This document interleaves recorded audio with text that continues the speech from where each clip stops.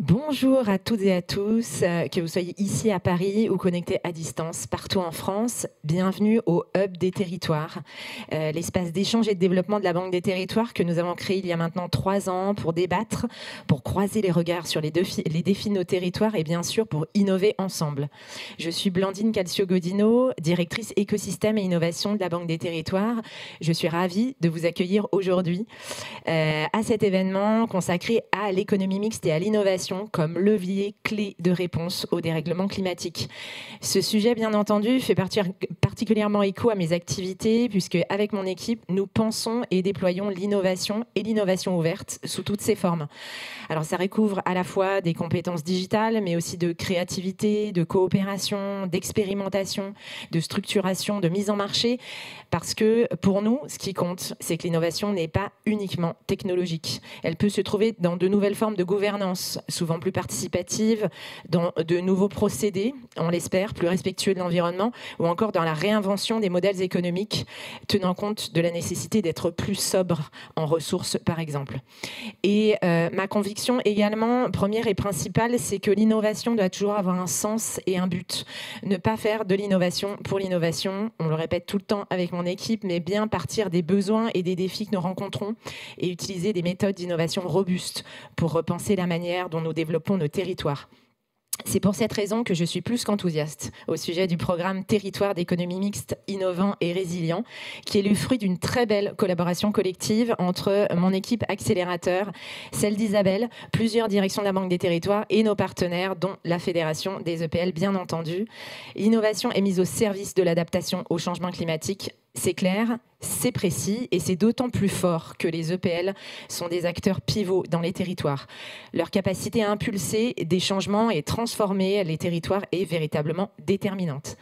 Alors, avant de laisser la parole à Sophie Rente, Gisèle Rossamigno et Isabelle Bonenjoin pour la dernière table ronde, un dernier mot pour vous inviter à rejoindre la communauté du Hub des territoires en vous inscrivant à notre newsletter. Elle est mensuelle et elle donne toutes les informations relatives à notre programmation.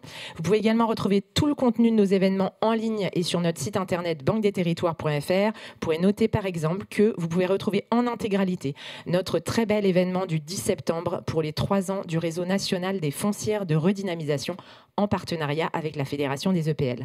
Je vous souhaite un bel événement et de fructueux échanges. Merci beaucoup Blandine, bonjour à toutes et à tous. C'est vraiment un plaisir tout particulier de vous retrouver ce matin au Hub des territoires, dont je salue de nouveau l'ensemble de l'équipe. C'est un plaisir de travailler avec vous. Un plaisir tout particulier parce que c'est un moment important. Ce matin, nous lançons un nouveau parcours d'accompagnement à destination des collectivités locales et des EPL pour accompagner, soutenir, pour impulser, peut-être que le mot, on peut l'assumer aussi, plus d'innovation territoriale dans tous les territoires au service de l'adaptation au changement climatique. Ce parcours, il comprend plusieurs briques que nous allons pouvoir vous présenter lors de la 3e table ronde. Et comme tu le disais, on en est particulièrement fiers parce que c'est issu d'un travail transversal qui a embarqué toutes les directions dans cette maison pour pouvoir réfléchir et créer les meilleures conditions d'un soutien à l'innovation territoriale dans l'économie mixte. Ça a embarqué toutes nos équipes, mais ça a embarqué aussi nos partenaires. Tu citais la Fédération des EPL, bien sûr, aussi l'Association des directrices et directeurs d'EPL, et puis aussi évoquer le rôle de l'ACET qui nous a accompagnés dans cette construction. Donc, sur cette 3e table ronde, vous pourrez découvrir finalement tout ce qui constitue ce parcours d'intégration. La première brique de ce parcours, c'est ce réseau ouvert qu'on a voulu à destination des collectivités et des entreprises publiques locales, un réseau que nous lançons donc aujourd'hui avec la Fédération des élus des entreprises publiques locales, avec aussi le soutien de l'Association des directrices et directeurs d'EPL. Et l'objectif de ce réseau est bien de sensibiliser aux enjeux de l'innovation territoriale, mais aussi donner à voir sur des premiers retours d'expérience significatifs qui peuvent inspirer et qui peuvent permettre demain, je l'espère, de faire effet levier dans les territoires. Et pour cette première table ronde introductive où nous poserons les enjeux des défis d'adaptation au changement climatique, du rôle de l'innovation territoriale pour répondre à ces défis, j'aurai le plaisir d'accueillir Sophie Errante, qui est vice-présidente de la Fédération des élus des entreprises publiques locales, députée de Loire-Atlantique, mais aussi Gisèle Rossamigno, qui est directrice du réseau et membre du COMEX de la Banque des territoires. Sur la deuxième table ronde, nous aurons le plaisir d'avoir le témoignage de trois dirigeants d'EPL qui partageront sur l'importance de l'innovation dans leur société et leur propre retour d'expérience. Et nous aurons aussi sur cette table ronde le plaisir d'accueillir aux côtés de Christophe Archambault, qui est le directeur général de la CECAL, le ministre du gouvernement de la Nouvelle-Calédonie, monsieur Jérémy Katidjo-Monnier, qui nous fait le plaisir ce matin d'être parmi nous. Voilà. Avant d'engager nos débats, peut-être quelques mots sur nos prochains rendez-vous. Bien sûr, le congrès des EPL la semaine prochaine, du 8 au 10 octobre à Nantes. La fédération est au taquet, elle est mobilisée pour cet événement majeur du mouvement de l'économie mixte. Et nous aussi, nous y serons avec Gisèle et avec les équipes de la direction, des directions régionales notamment. Donc rendez-vous à Nantes la semaine prochaine. Mais aussi, tu évoquais l'anniversaire de nos 3 ans du réseau national, mais le réseau continue. Le prochain événement du réseau, ce sera le 19 novembre, ici, où on aura l'occasion de faire des focus sur des montages complexes et innovants. On est assez alignés pour travailler le sujet. Et puis le 5 décembre prochain, on aura un événement où on va pouvoir revenir sur le rôle de l'économie mixte en matière de politique de la ville. On a publié avec la Fédération des EPL fin août un guide. Et du coup, on va pouvoir, au-delà de la publication d'un guide, vraiment montrer comment les EPL peuvent aider les collectivités locales et apporter des solutions dans les territoires, ce qu'elles ont fait hier, ce qu'elles font aujourd'hui, ce qu'elles continueront à faire demain. Voilà. Sans plus attendre, mesdames, Madame Sophie Errand, Gisèle Rossaminho, si vous voulez bien me rejoindre.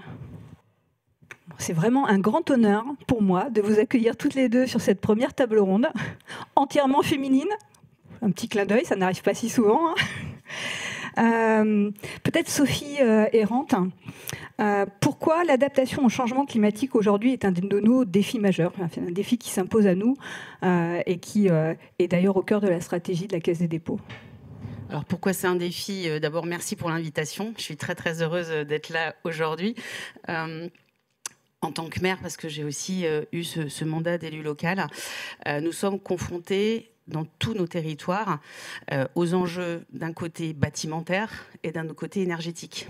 Et les crises successives et ce qu'on a vécu dernièrement ont été quand même des révélateurs de ce que nous avons vécu.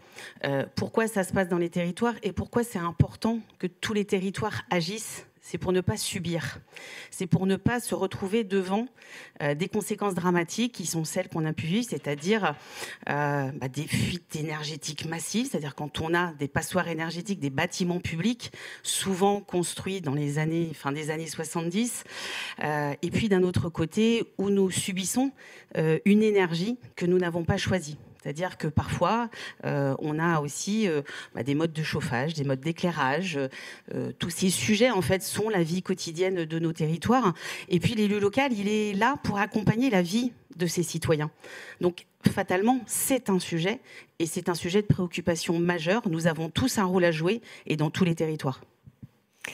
Gisèle Rossaminho, du coup, pourquoi, dans ce contexte-là, l'innovation territoriale est si importante, et notamment pour accompagner la nécessaire adaptation au changement climatique? D'abord, bonjour à tous et à tous. Je suis très heureuse de retrouver Madame la députée qui a été présidente du conseil de surveillance de la Caisse des dépôts. C'est un honneur d'être à vos côtés ce matin. Bonjour à tous ceux qui sont ici et ceux qui sont ailleurs dans tous les territoires de France, métropolitains et ultramarins. Vraiment mes très chaleureuses salutations. Alors pourquoi parler d'innovation et pourquoi parler d'adaptation au changement climatique? D'abord, la notion d'adaptation au changement climatique, c'est une notion qui finalement est une évidence. Pourquoi? Parce qu'on est déjà confronté aux effets du changement climatique. Et ça c'est extrêmement visible, bien sûr de la part des élus locaux, mais aussi de la part de nos concitoyens. Les inondations à répétition, les coups de chaleur, si je puis dire, à répétition, les impacts sur les infrastructures, les éboulements, les reculs de traits de côte, tous ces éléments-là aujourd'hui, ils parlent aux Français. Ils parlent aux Français parce que c'est la vie. Et donc ça veut dire quoi aujourd'hui? Ça veut dire qu'il faut qu'on gère l'inévitable. Et on le voit dans des territoires qui sont aujourd'hui extrêmement sensibles à cet effet. Je parle bien sûr des territoires de montagne, j'en suis issue, donc c'est évidemment pour moi une sensibilité, mais je parle beaucoup aussi des territoires ultramarins dont je salue leur présence. et notamment la mobilisation aussi des EPL ultramarines sur ce sujet-là. EPL, alors territoire ultramarin, la montagne et puis évidemment les territoires du littoral. Donc on voit bien que finalement l'adaptation au changement climatique, elle touche toutes les typologies de territoires. Et pourquoi de l'innovation ? Pourquoi de l'innovation ? Parce qu'il faut qu'ensemble on anticipe, il faut qu'on soit ingénieux. Il y a bien sûr une question d'argent. Il y a une question de moyens, évidemment, mais il n'y a pas qu'une question de moyens. Il y a une question de trouver des solutions ensemble, collectivement, dans les territoires. Et quelque part, l'innovation territoriale, c'est l'intelligence territoriale au service d'une cause. Et la cause qu'on traite aujourd'hui, c'est celle de l'adaptation au changement climatique. Donc, lier innovation et territoire, pour moi, c'est une évidence. En fait, toute l'ingéniosité, elle vient bien souvent des territoires. Alors bien sûr, on ne voudrait pas être caricatural en disant que ça ne vient que des territoires. Mais pour autant, ça vient très souvent des territoires. Et par ailleurs, on ne va pas traiter l'adaptation au changement climatique en Nouvelle-Calédonie comme on va traiter l'adaptation au changement climatique en Savoie. Donc, évidemment, la notion d'adaptation au territoire des solutions est fondamentale. Donc oui, on a besoin d'innover pour gérer l'inévitable. Et c'est maintenant. C'est pas dans 10 ans, c'est maintenant. Et du coup, Sophie Errante, quelles sont les attentes des élus, peut-être pour aider à déployer cette innovation territoriale, et notamment en quoi l'économie mixte peut apporter des solutions ? Alors, je vais prendre 2 exemples, parce que moi, j'aime bien m'appuyer sur ce qu'on vit, chacun, les uns les autres, dans nos territoires. 2 exemples, l'un bâtimentaire et l'autre énergétique. Le premier, bâtimentaire, je vous l'ai évoqué dans mon propos tout à l'heure. Nous avons des investissements massifs à faire dans nos bâtiments publics. Nos écoles, nos salles de sport, nos mairies, même parfois, toutes nos salles municipales. Pour beaucoup d'entre elles, elles sont âgées. Elles datent des années 70, 80. Elles sont énergivores, elles sont mal adaptées, pleines de couloirs, pas faciles à occuper et pas non plus modulaires. C'est-à-dire qu'on ne voit pas bien comment on va pouvoir faire de la transition d'utilisation, parce que ça aussi, c'est un sujet d'avenir. Chaque mètre carré compte. On va là aussi, essayer de mieux utiliser tout notre espace public. Donc ces enjeux, ils sont massifs. J'ai aujourd'hui une commune, par exemple, d'un peu plus de 7000 habitants, qui vient de prendre la décision de reconstruire un groupe scolaire sur le groupe scolaire existant. Pourquoi ? Parce qu'en fait, le bâtimentaire existe. Donc, ils vont faire un projet sur 3 ans. Là où c'est compliqué, c'est comment on monte ce projet-là pour le financer, certes, mais surtout, comment est-ce qu'on a pu l'accompagner dans l'ingénierie. Et là, je reviens à ce que fait très bien la Banque des Territoires, c'est comment est-ce qu'on prépare et comment est-ce qu'on accompagne les élus sur la projection dans un projet. Parce qu'en fait, c'est bien de décider, mais pour décider, il faut avoir une vision. Et il faut pouvoir aider les élus à avoir des visions. C'est compliqué de savoir si on rase, on recommence, on reconstruit sur l'existant, comment on accompagne ces moments-là. Donc là, il y a un vrai besoin. Je sais que ça se fait. Il faut vraiment continuer sur l'accompagnement, y compris sur tous nos défis, de savoir comment trouver les meilleures énergies. Et là, je reviens à mon deuxième exemple, un exemple d'ombrière sur un parking dans une commune, parce qu'en fait, il y a une vision globale, il y a eu un accompagnement, et la commune s'est décidée à se poser la question de savoir quelles étaient les énergies du futur pour elle.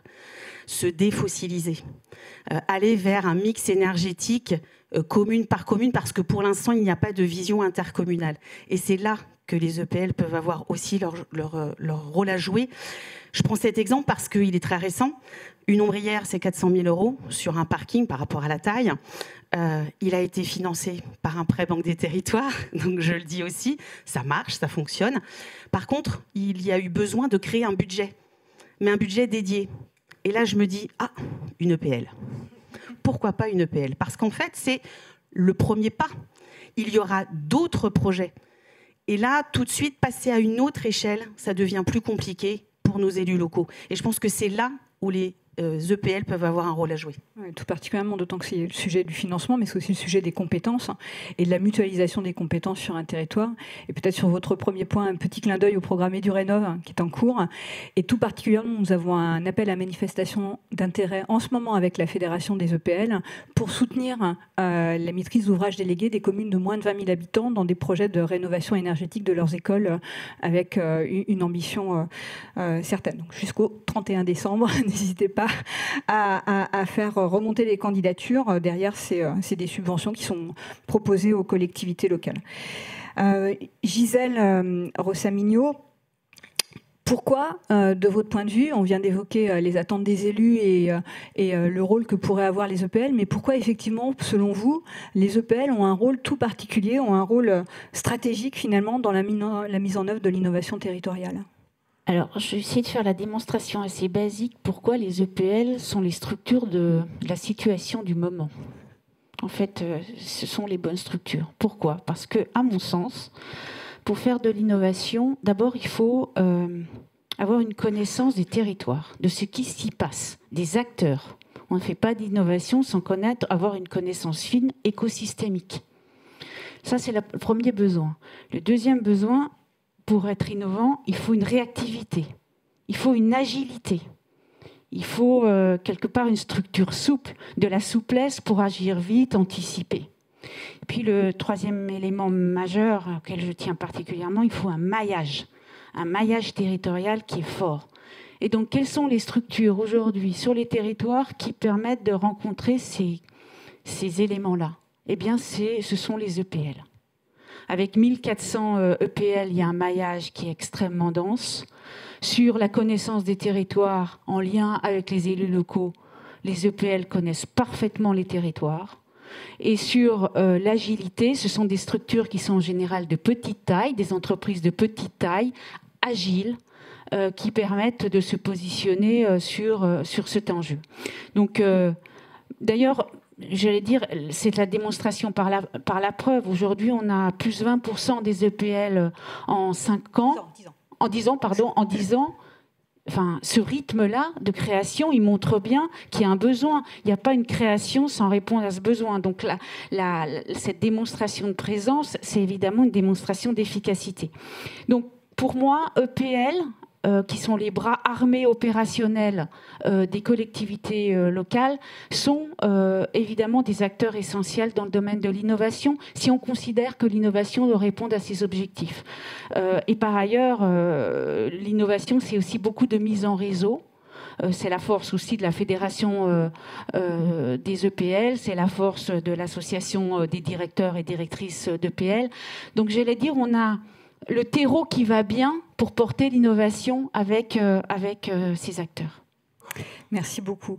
Peut-être Sophie Errante, la Fédération des EPL et la Banque des Territoires, du coup, lance aujourd'hui ce parcours territoire d'économie mixte innovant et résilient.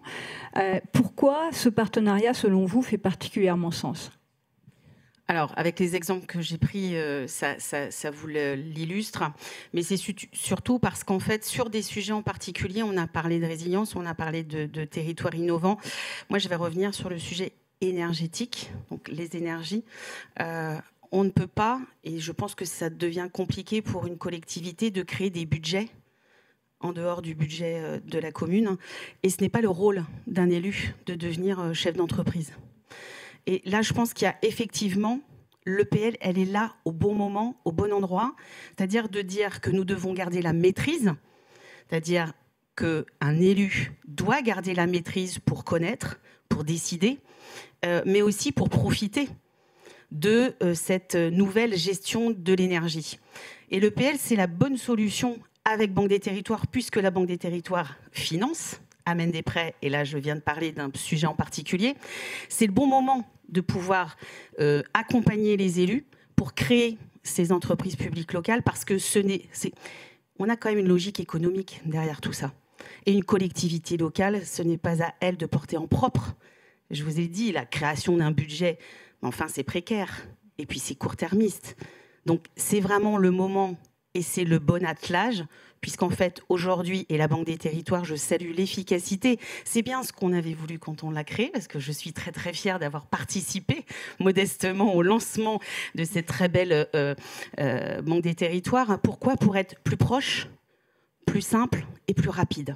Et je pense que c'est vraiment sur ces engagements-là que ça peut être cohérent. Et d'arriver à accompagner des élus qui ont certes envie de répondre aussi aux questionnements de leurs citoyens. Là, par exemple, sur le projet de l'Ombrière, il va y avoir une surproduction. Cette surproduction, ils vont la revendre. Ils vont la revendre aux entreprises locales, ils vont la revendre peut-être aux citoyens. Là, c'est à nous de trouver la bonne logique avec Bercy, parce qu'on va avoir quelques négociations à mener. C'est là que le PL a tout son sens. Et c'est bien que ce soit avec la Banque des Territoires, évidemment. Maîtriser, impulser, capter la création de valeur, c'est effectivement les enjeux de l'économie mixte. Peut-être, Gisèle Rosamignot, en quelques mots, finalement, notre ambition avec la Banque des Territoires pour accompagner les entreprises publiques locales dans ce défi de l'innovation territoriale au service de l'adaptation au changement climatique. Alors peut-être en complément de ce que vient de dire Madame la députée, en fait on a deux gros axes essentiels d'action, en tout cas qui font partie du plan stratégique de la Banque des Territoires. Et ce plan stratégique, il n'est pas tombé du ciel, il répond aux besoins des collectivités locales. Le premier axe, c'est de lutter contre le réchauffement climatique. C'est tout ce que Madame Errand vient d'évoquer. Notamment lutter contre les passoires thermiques, le volet énergétique, lutter contre le réchauffement climatique. Et on ne doit absolument pas lâcher cet axe-là, évidemment. Puis le deuxième axe, c'est ce que on disait à l'instant, c'est gérer l'inévitable, comment on s'adapte le plus vite possible malgré tout au changement. Et quand on fait une rénovation d'école, on fait aussi la rénovation de la cour d'école, et puis on pense aux îlots de chaleur, et puis on fait un tout. Donc c'est ça la force d'avoir dans le plan stratégique de la Banque des Territoires ces deux axes. Et l'adaptation au changement climatique, on considère aujourd'hui que la Banque des Territoires doit effectivement être très positionnée sur ce sujet-là. D'ailleurs, je n'ai pas cité d'exemple, mais j'en cite quelques-uns. On a des EPL qui sont déjà positionnés sur l'adaptation au changement climatique. Je pense à la CECAL en Nouvelle-Calédonie qui met en place un dispositif de suivi de l'évolution du corail ou de la faune marine, ou encore la SPL Eden en La Réunion pour la forêt et la transformation de la forêt. On voit bien que ces éléments d'adaptation au changement climatique sont déjà au cœur de l'action des EPL. Et donc nous, Banque des Territoires, oui, on pense que ça doit être au cœur de notre action. Et donc c'est 1,2 milliard de financement qu'on prévoit sur le plan stratégique à horizon 2028 pour accompagner l'adaptation au changement climatique. Et c'est évidemment très important. Et là, on va faire ce qu'on sait faire. Madame la députée l'a évoqué, qu'est-ce qu'on sait faire ? En fait, on sait faire. On sait accompagner. On s'est accompagné pour aider à la décision, pour faire réfléchir avec des crédits d'ingénierie. Et puis, on s'est financé avec des moyens dédiés aux EPL, en fonds propres, en quasi-fonds propres ou en prêt. Ça, c'est ce qu'on sait faire. On est une banque, mais on est un peu plus qu'une banque, je crois, parce qu'on sait faire cette chaîne de conseil et de financement. Et puis on sait, grâce à vous et grâce à l'impulsion qu'on a aussi au sein de ce hub, et je salue d'ailleurs les équipes du hub, mettre en réseau. Et la force d'un réseau, c'est quelque chose d'extrêmement puissant, c'est le moins qu'on puisse dire. Donc mettre en réseau de façon structurée, c'est ce qu'on propose aussi de faire dans le cadre de cette impulsion. Donc accompagner les décideurs locaux avec nos moyens de conseil et d'ingénierie, structurer, mettre en réseau, et puis les orientations du parcours qu'on propose, elles sont de cette nature-là, elles seront développées tout à l'heure, mais les grandes lignes, ce sont celles-ci. Et je pense que c'est quelque chose qui fonctionne plutôt bien parce qu'on a éprouvé le modèle, si je puis dire. Donc on l'a fait pour d'autres actions, et donc essayer de le faire au service de la transformation écologique et notamment de l'adaptation au changement climatique et de l'innovation. Je pense qu'on est capable de le faire collectivement. Merci Gisèle, d'autant que vous soulignez le succès du réseau national des foncières de redynamisation qu'on pilote aussi en partenariat avec la Fédération des EPL, dont on a fêté les 3 ans en septembre dernier, et qui effectivement a permis d'accompagner le déploiement de ces foncières de redynamisation dans les territoires au service de l'attractivité des centralités, des centres-villes, des centres-bourgs. Et c'est vrai que j'espère qu'on aura le même succès avec ce nouveau réseau qu'on ouvre aujourd'hui pour pouvoir accompagner l'innovation territoriale en s'appuyant sur l'économie mixte. Le choix a été fait d'un réseau ouvert, vous l'avez dit Gisèle, et peut-être Sophie Errante en conclusion, qu'est-ce qui pourrait être les clés de réussite de ce réseau, ou en tous les cas, en quoi on aura réussi voilà, comment vous voyez la poursuite de ce réseau? Alors déjà, aujourd'hui, voilà, le lancement, comment valoriser, et je fais aussi partie des ambassadeurs, c'est aussi le rôle des élus quand on s'engage, et c'est aussi pour ça que j'ai accepté de rentrer au conseil d'administration des EPL et d'en être la vice-présidente. C'est vraiment parce qu'on a besoin de cette impulsion, on a besoin d'en parler. Là, on a parlé de la semaine prochaine, le congrès des EPL. On va remettre, et j'ai fait partie du jury, on va remettre des trophées. Donc là, on va aussi valoriser ce qui a été fait. Et c'est là qu'on a tous un rôle, c'est comment est-ce qu'on valorise déjà toutes les expériences qui sont réussies et comment est-ce qu'on ambitionne d'aller plus loin. Et puis il y a le congrès des maires, j'espère qu'on se retrouvera tous parce que c'est aussi cette rencontre avec les élus, c'est des moments très forts et je sais que la Caisse des dépôts, Banque des territoires, que la Fédération des EPL sont très présents, c'est des moments essentiels de dialogue pour faire connaître. En fait, il n'y a plus qu'à faire connaître. Merci beaucoup à toutes les deux. Et puis vous me donnez la parfaite transition pour introduire la deuxième table ronde qui va faire la part belle justement au retour d'expérience pour parler concrètement d'innovation dans l'économie mixte. Et j'invite Jean-Baptiste Béoutis qui va animer cette deuxième table ronde. Et petite dédicace à Jean-Baptiste qui a été l'acteur majeur pour la construction de ce parcours d'innovation. Donc un grand merci à lui. Peut-être une première question pour nos invités de Nouvelle-Calédonie.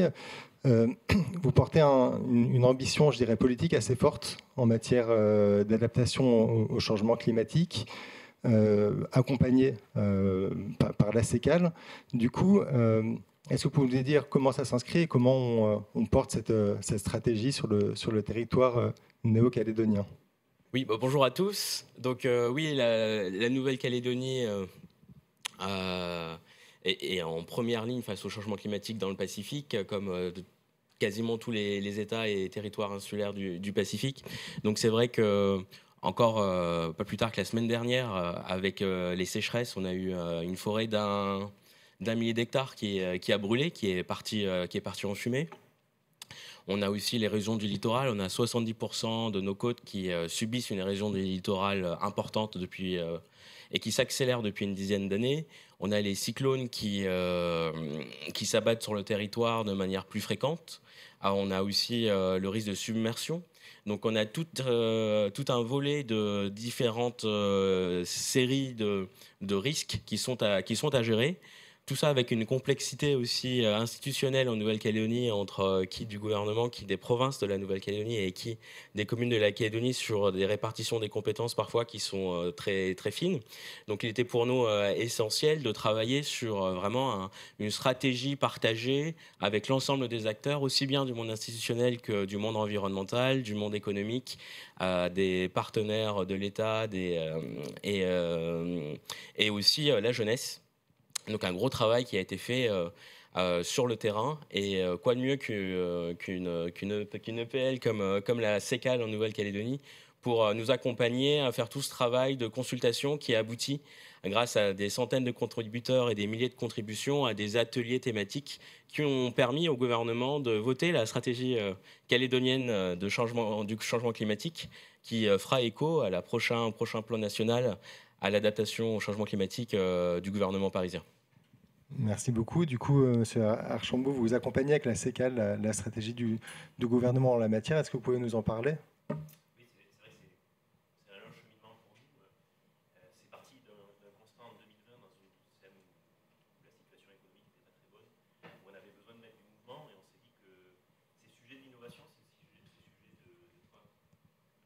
ces sujets de transition, beaucoup mieux, étaient fondamentaux pour un aménageur. L'approche sur le territoire comme on le voit dans la présentation, est assez fondamental. Donc les grands espaces sont tous revus. Et on s'est dit que ce positionnement-là, il était nécessaire. Donc on a travaillé avec la Banque des Territoires sur un plan stratégique qu'on a mis en place et qui a été voté à l'unanimité en décembre 2020. Et suite à ce plan stratégique, finalement, on s'est positionné sur beaucoup de sujets d'innovation. L'innovation, pour nous, c'était sortir d'une situation difficile où les gens baissaient un petit peu la tête et oser prendre des risques, savoir rater quelque chose aussi, c'était assez fondamental. Et donc, dans ce positionnement global de mouvement, on s'est vite mis en contact avec le gouvernement de la Nouvelle-Calédonie.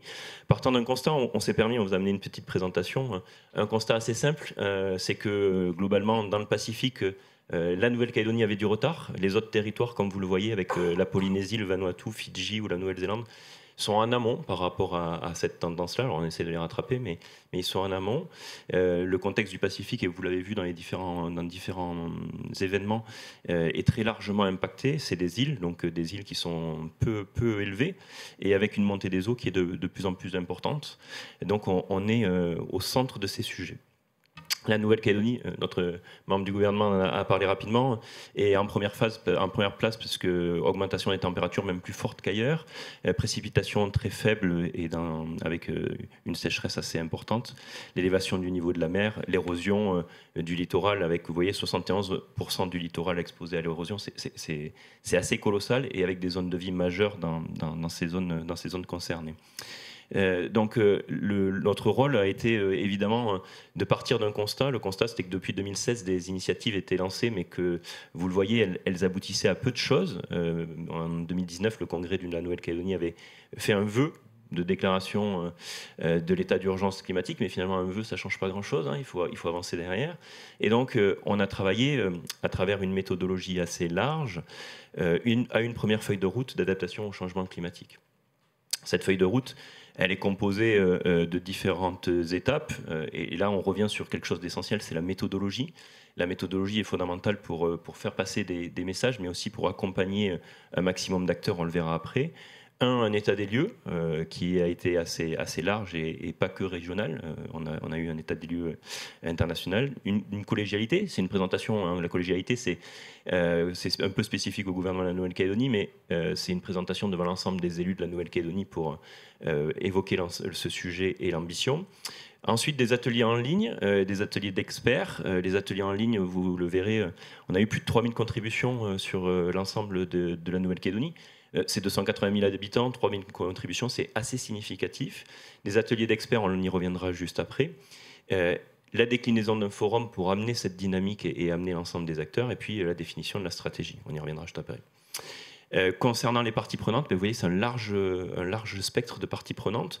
Les SEM ont toute leur place dans cet écosystème. Hein. On est à moitié dans le privé, à moitié dans le public, toujours en lien avec l'ensemble des écosystèmes.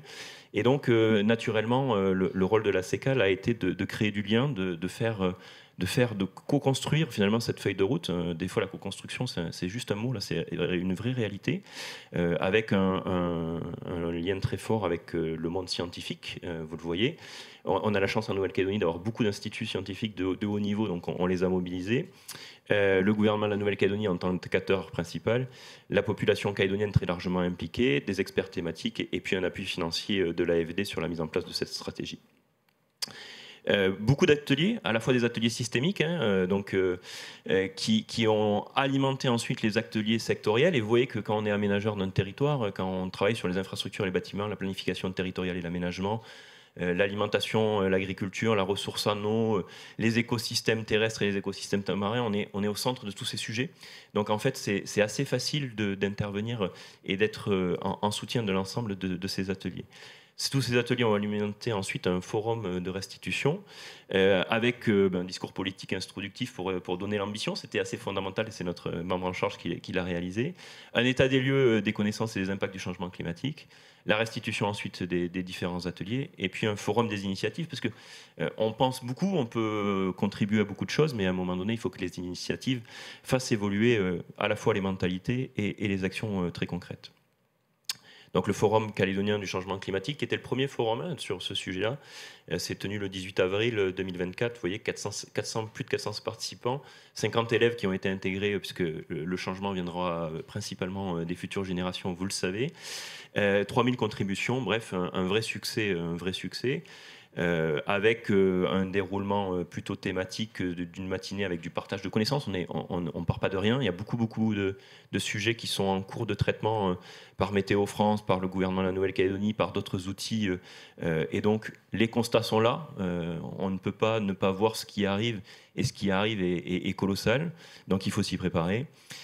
Une matinée dédiée aussi à des retours d'expérience, à des constats sur le terrain, parce que là aussi, ça se voit. L'image en bas à gauche, c'est UVA. UVA, c'est une île de 40 km de long au milieu du Pacifique. Le point le plus haut de UVA, je crois que c'est une trentaine de mètres. Donc vous imaginez ce qu'une montée des eaux de 1 ou 2 mètres peut faire avec des populations qui sont en première ligne. Donc évidemment, l'ensemble de ces sujets sont ultra prégnants en Nouvelle-Calédonie et c'est une urgence fondamentale pour nous que d'y travailler. Un peu de communication, parce que bien souvent le changement il passe aussi par une bonne communication. Donc on a travaillé sur à la fois une petite BD qui a été mise à disposition et qui est intéressante, puisque ça permet de rendre les enjeux un peu plus ludiques et puis un peu moins anxiogènes, même si vous voyez les images sont en noir et blanc. C'est quand même une façon de dédramatiser ce qui nous arrive, même si c'est dramatique, puisque ça peut créer de l'anxiété pour l'ensemble des populations. Les prochaines étapes, Monsieur le Ministre, ce sera à vous de les mener. La mission de la CECAL touchant à sa fin, vous le voyez, on était en charge finalement des 6 premières étapes et donc de la finalisation de la feuille de route comme dernière étape, qui a permis la déclaration d'urgence climatique portée par le gouvernement de la Nouvelle-Calédonie. Je crois que le texte devrait passer dans les prochains jours au Congrès de la Nouvelle-Calédonie pour être entériné. Et puis ensuite, on passe dans une phase qui revient finalement, la phase d'émulation et de création du mouvement était à la charge de la CECAL.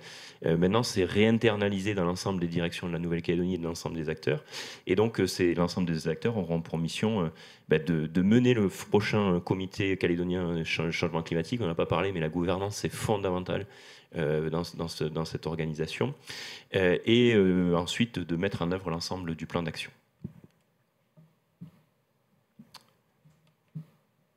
Voilà, l'ensemble des différentes étapes qui restent à réaliser. Et l'étape essentielle, c'est bien sûr d'animer la démarche d'adaptation. Et donc sur ces sujets, on s'est permis de donner, vous voyez, quelques recommandations de mise en œuvre.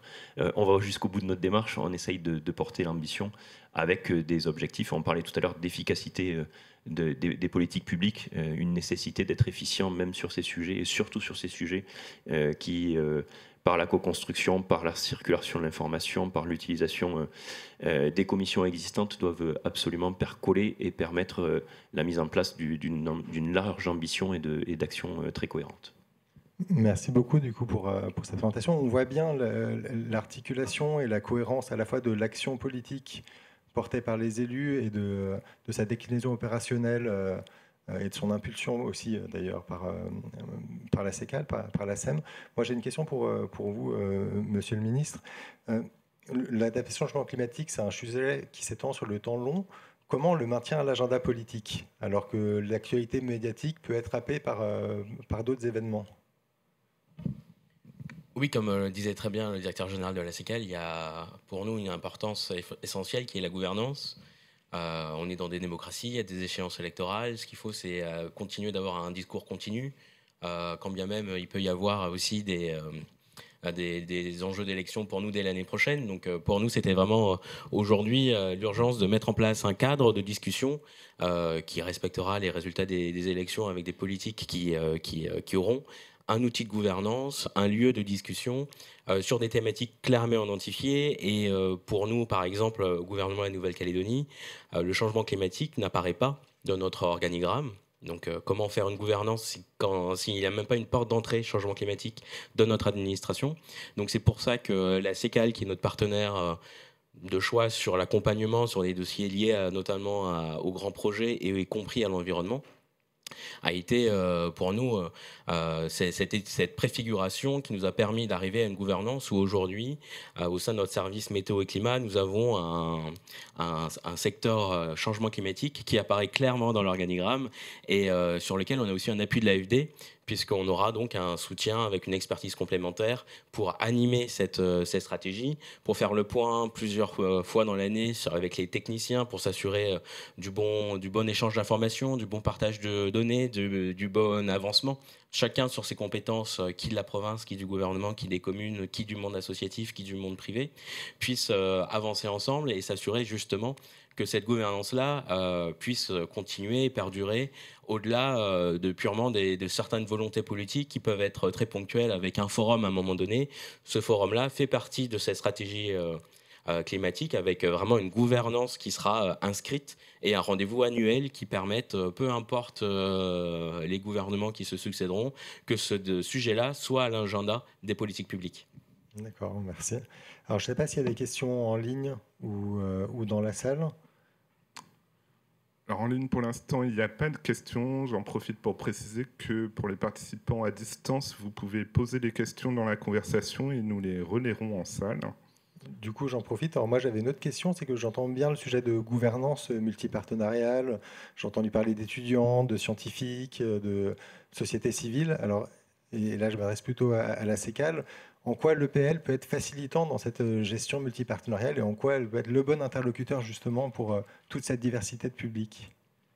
Alors, c'est vrai que quand on travaille dans le monde des EPL, on a l'habitude d'être challengé à la fois par le monde public et à la fois par le monde privé. C'est toujours une situation assez inconfortable, mais cette situation inconfortable a aussi né des opportunités, je pense, et notamment un réseau assez fort des deux côtés, finalement, et assez proche de la population, parce que nos actions sont toujours menées dans l'intérêt général, et donc chacune des opérations va vers un public ou va vers le public. En tout cas, c'est ce qu'on souhaite le plus fortement. Donc finalement, notre existence, c'est de servir l'ensemble de ces populations, l'ensemble de ces communautés aussi, et d'être en lien avec tout le monde. On a un réseau assez incroyable, je crois, dans le monde des EPL, qu'on valorise souvent assez mal, mais pour autant, on est des acteurs impliqués, souvent écartelés, mais souvent impliqués entre ces deux sphères publiques et privées, d'ailleurs comme le monde scientifique, comme beaucoup d'autres mondes, mais on bénéficie souvent d'une neutralité, et cette neutralité, notamment, on revient toujours à la gouvernance, je crois que c'est assez fondamental, pour mener des actions d'appui aux politiques publiques, la gouvernance est stratégique.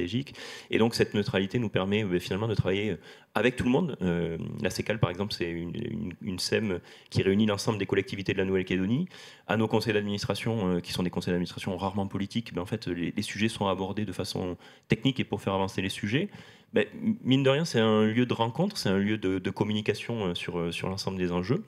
Et donc forcément, cette neutralité elle permet de faire avancer les sujets là où certains peuvent cristalliser pour un positionnement soit trop privé, soit trop public ou trop scientifique. C'est aussi un outil de vulgarisation, le monde des EPL. Souvent, chacun a son jargon, chacun a sa spécificité, son métier, et souvent c'est à nous de travailler comme une table de passage et de vulgariser ces différents messages. Donc je crois que finalement, l'EPL, c'est le bon endroit pour que l'ensemble des acteurs se réunissent et communiquent avec un langage commun qui permet de faire avancer les différents sujets. Alors, j'ai aussi entendu l'aspect innovant, et notamment dans l'introduction qu'avait fait Gisèle Rossaminiou en parlant des suivis qui pouvaient être mis en place par rapport à la barrière de corail, par rapport au suivi de la mégafaune aquatique. Comment on intègre l'innovation, qui peut être technologique, qui peut être autre, et est-ce qu'il y a d'autres perspectives liées à cet écosystème dans vos projets de développement? Ouais, alors c'est assez viscéral chez nous, c'est cette tendance à vouloir oser et à vouloir aller là où on ne nous attend pas. Ça crée parfois quelques tensions en interne ou en externe de façon évidente. Mais c'est vrai que quand on s'est positionné il y a maintenant 3 ans sur les sujets de changement climatique, on nous a pris un petit peu pour des fous parce que les aménageurs terrestres qui parlaient notamment de sujets marins, ça paraissait très atypique. Et pour autant, on voit qu'on a une somme d'opérations maintenant qui sont liées à ces sujets d'innovation. On accompagne aussi le membre du gouvernement sur les sujets de surveillance du parc naturel de la mer de Corail. Vous le savez que c'est la plus grande zone marine protégée de France, mais aussi d'Europe, je crois, avec 1,5 million de kilomètres carrés.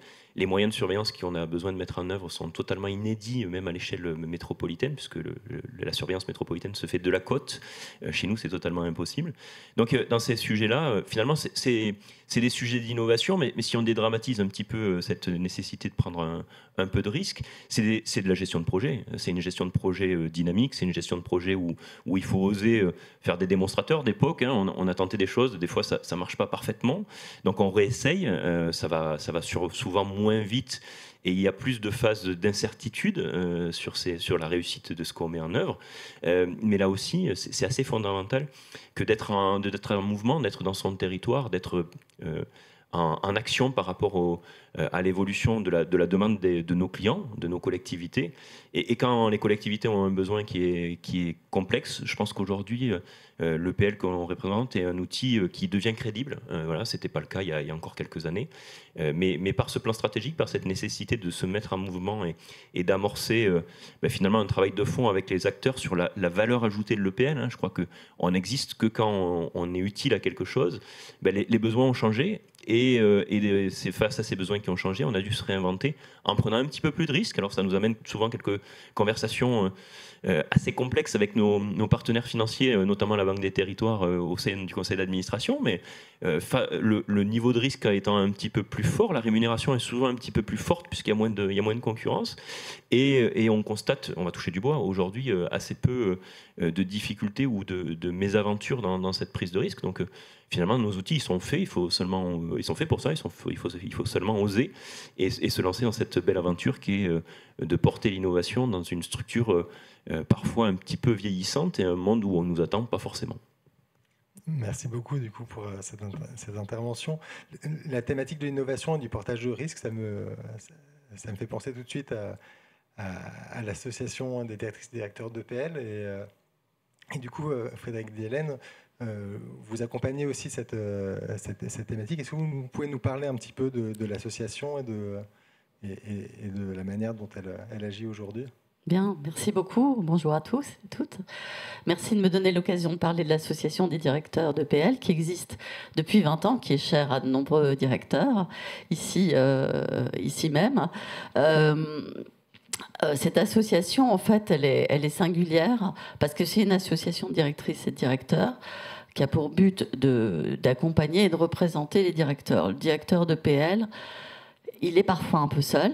Il est seul dans sa responsabilité, dans l'encadrement de son équipe. Et c'est vrai que c'est un lieu, c'est un réseau. Donc ça a aussi la force et l'intérêt d'un réseau où on est entre directrices et directeurs pour échanger. Il y a des moments qui sont parfois pleins de questionnements. Moi, je citerai peut-être mon arrivée à ce poste où effectivement c'est mon prédécesseur, aidé de l'association des directeurs, qui m'a aidé à monter ce qui n'est pas mon contrat, mais en tout cas ma délibération, mandataire social, qui m'a aidé à savoir qu'il fallait s'assurer, qu'il y avait des modalités de rémunération qui n'étaient pas forcément celles d'un salarié, donc avec des objectifs. Donc tout ça, ça aide.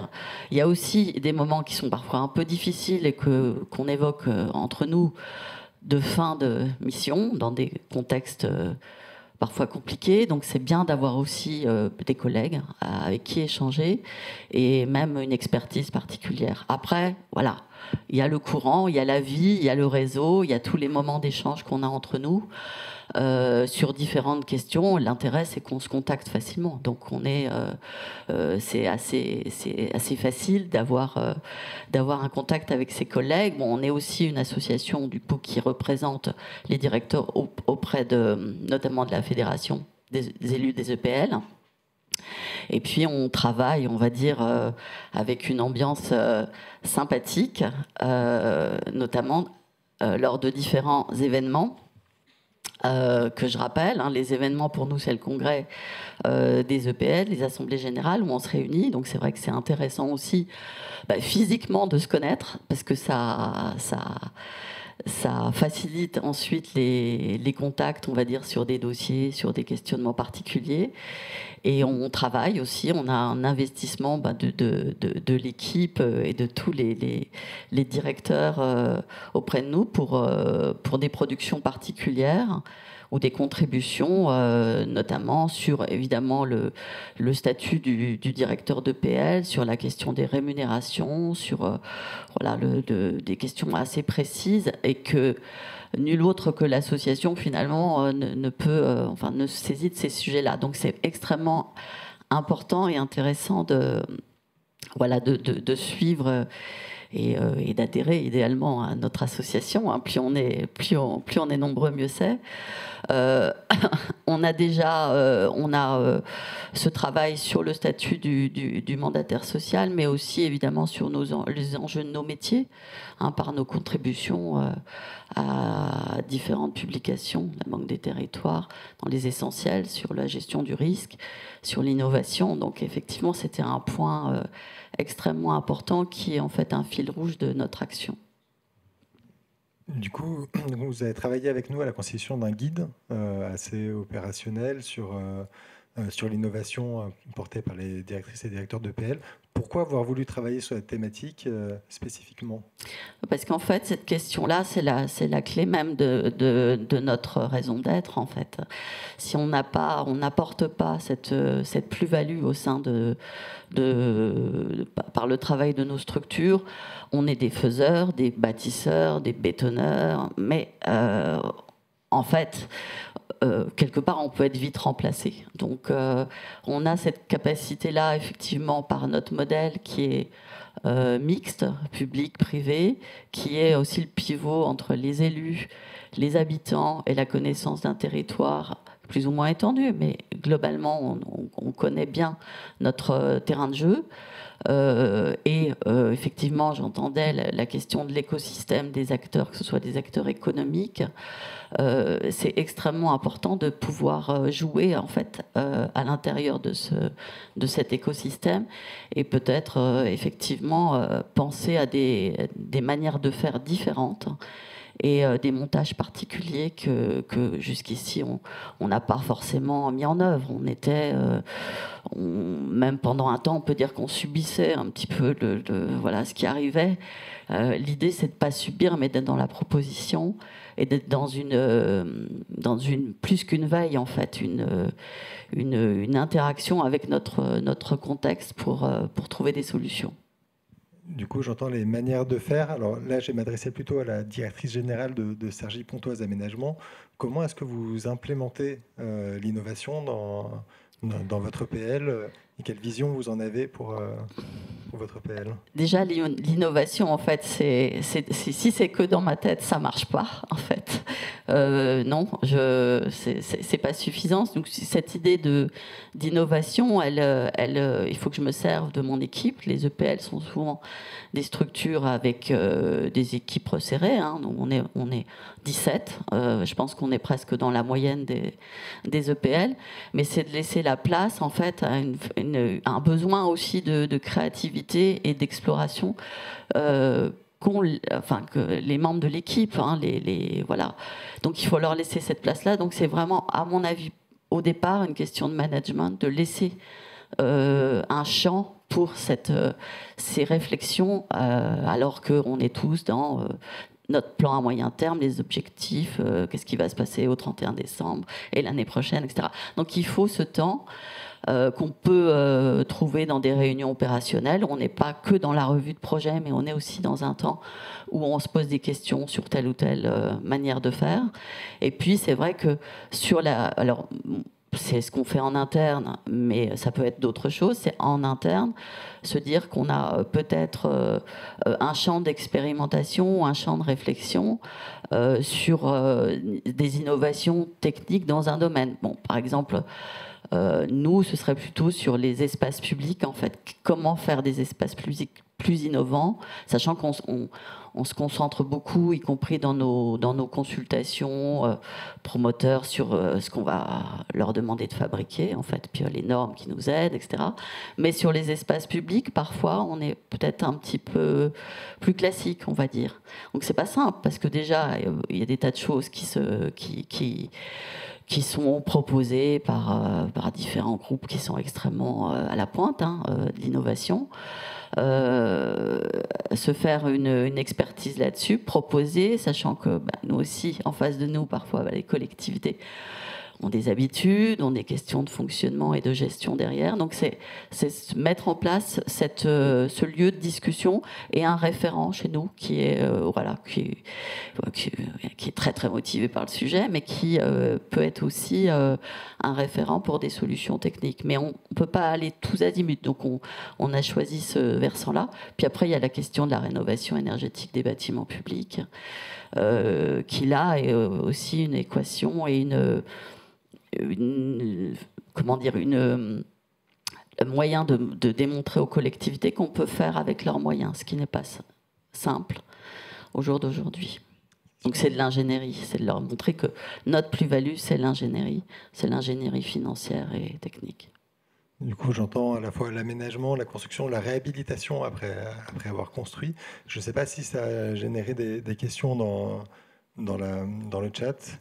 Oui, il y a une question posée au moment de l'intervention de la CECAL, mais qui fait écho à ce qu'on vient de dire sur les espaces publics. En quoi l'EPL peut être un outil pour la diversification de l'éclairage public, et notamment via le solaire autonome ? Oui. Alors ça, c'est une question qu'on voit, y compris en concertation.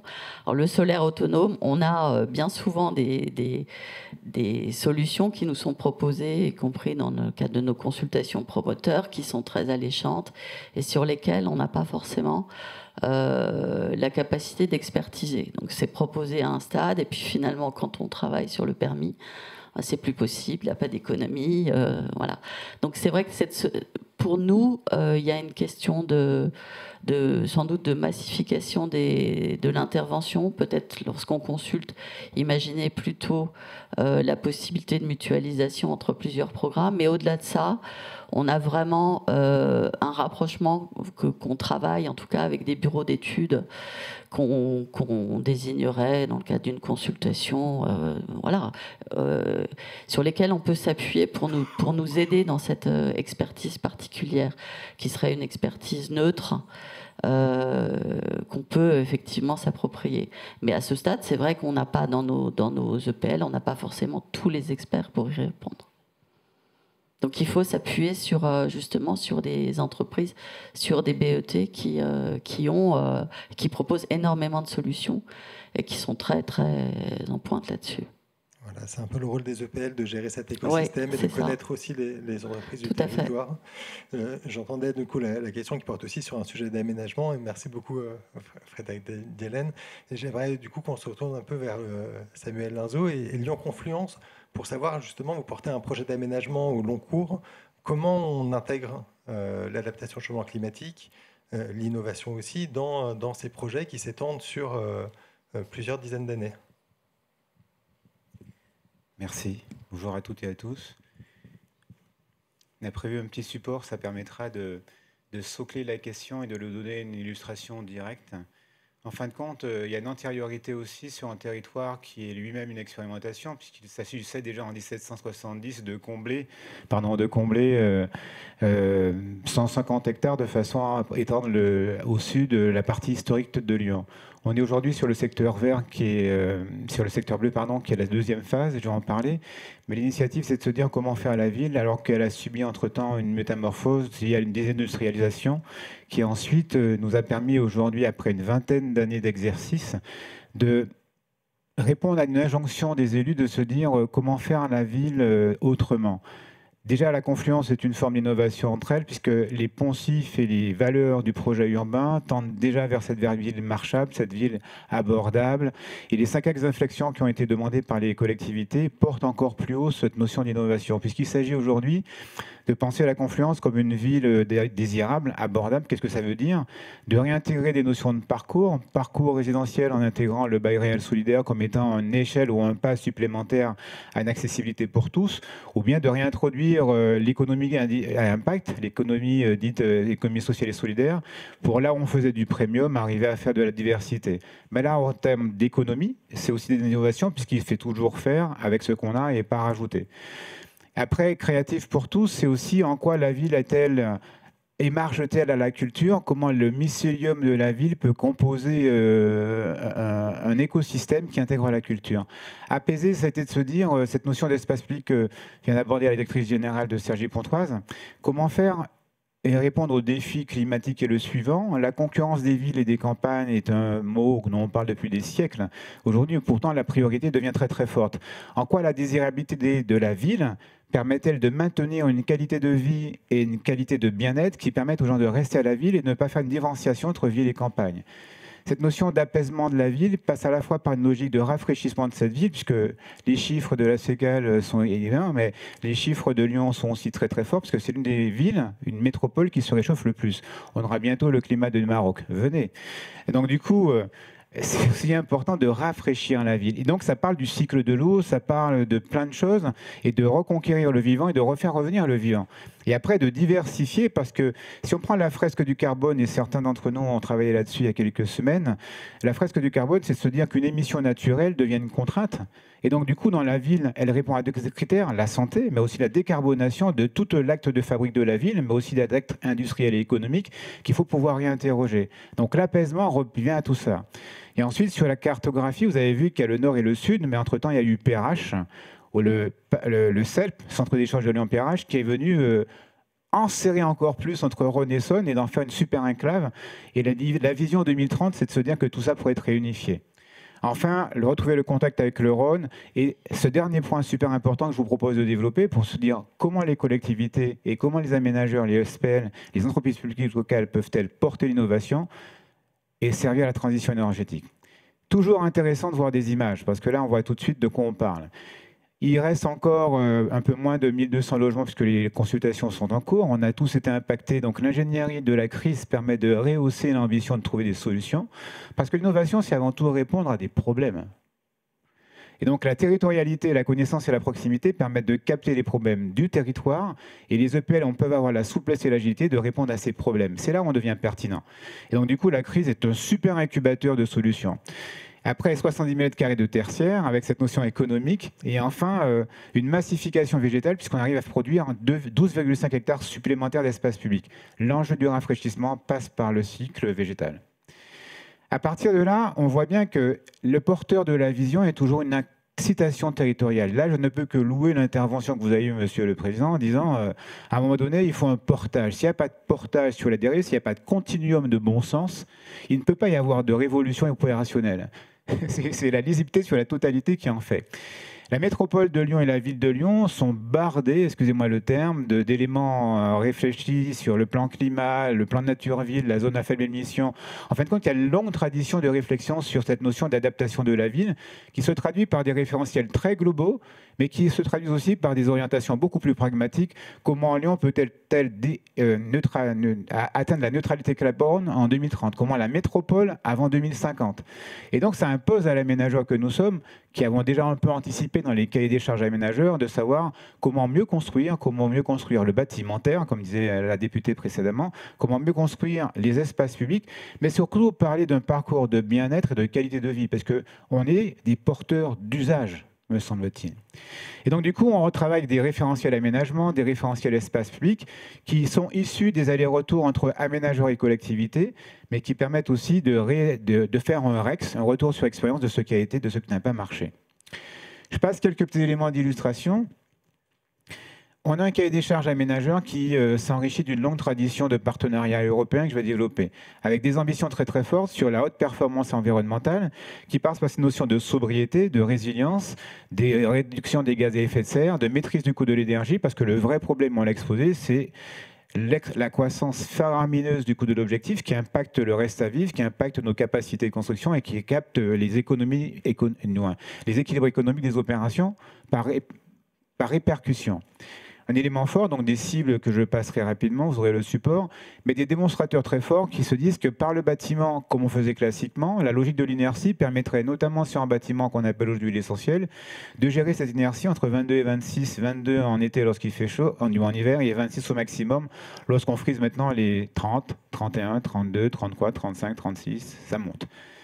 Et après, cette notion du meilleur matériau au meilleur endroit, et la notion de biosourcé, c'est un raccourci d'une proximité d'approvisionnement qui décarbone elle-même, mais c'est du bon sens. De l'autre côté, le retour sur la ville déjà là, celle qui est déjà là, qu'il faut recomposer. La meilleure décarbonation, c'est de faire avec le déjà là.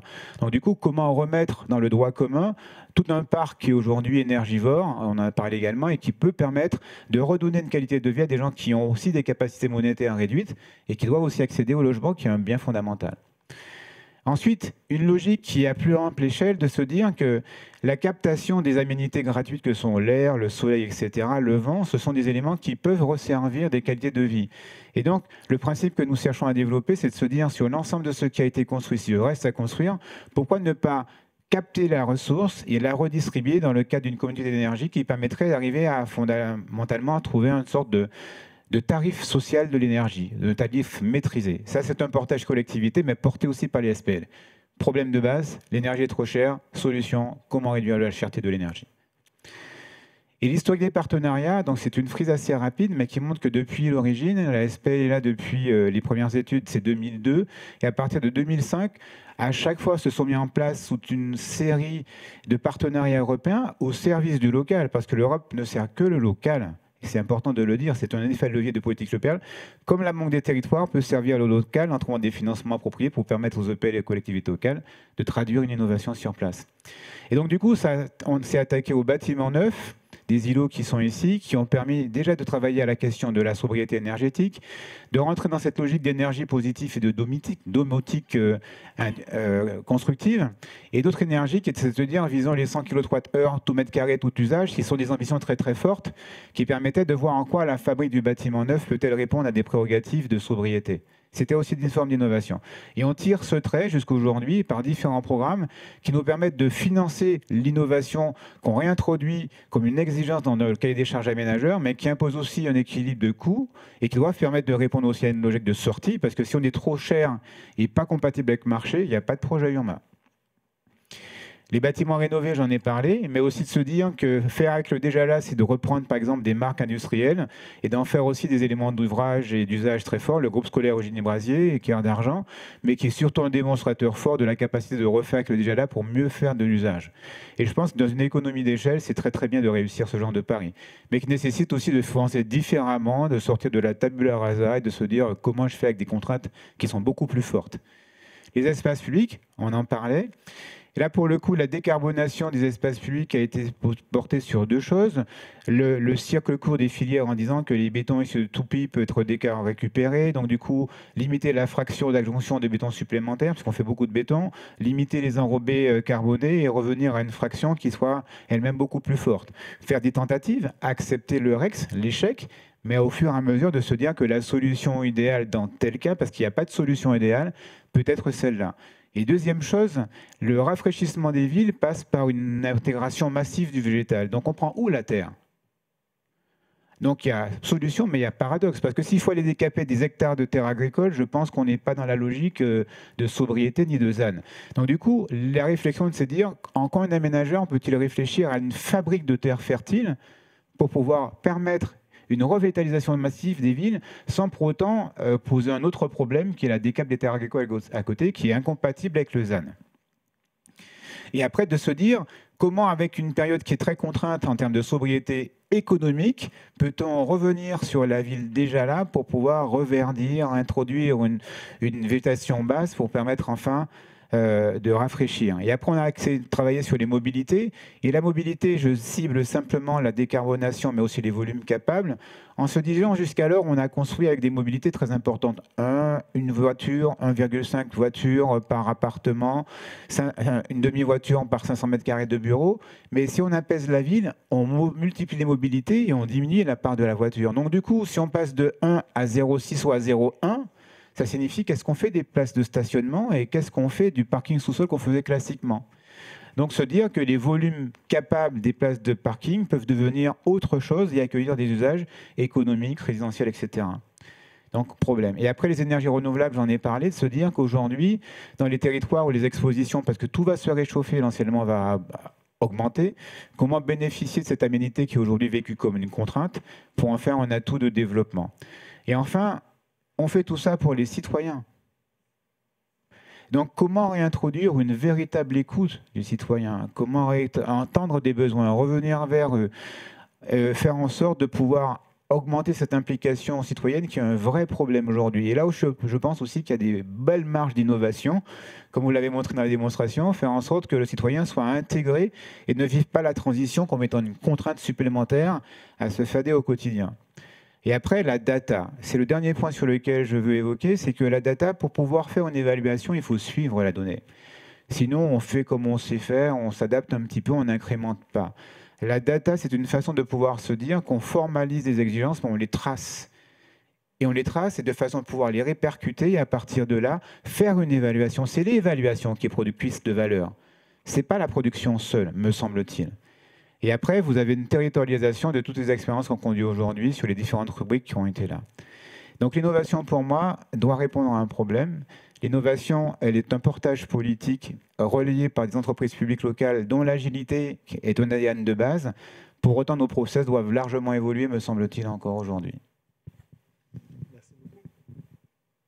Merci beaucoup. Moi, ce qui me frappe quand je vous écoute, c'est que vous êtes sur des territoires totalement différents entre la Nouvelle-Calédonie, avec les enjeux de montée de l'eau, de protection de la biodiversité, et la métropole lyonnaise. Et pourtant, j'ai l'impression que la démarche est assez proche en tant que telle. On parle de concertation, alors que ce soit concertation pour l'adaptation au changement climatique ou concertation dans le cadre de l'aménagement. On retrouve certains liens logiques.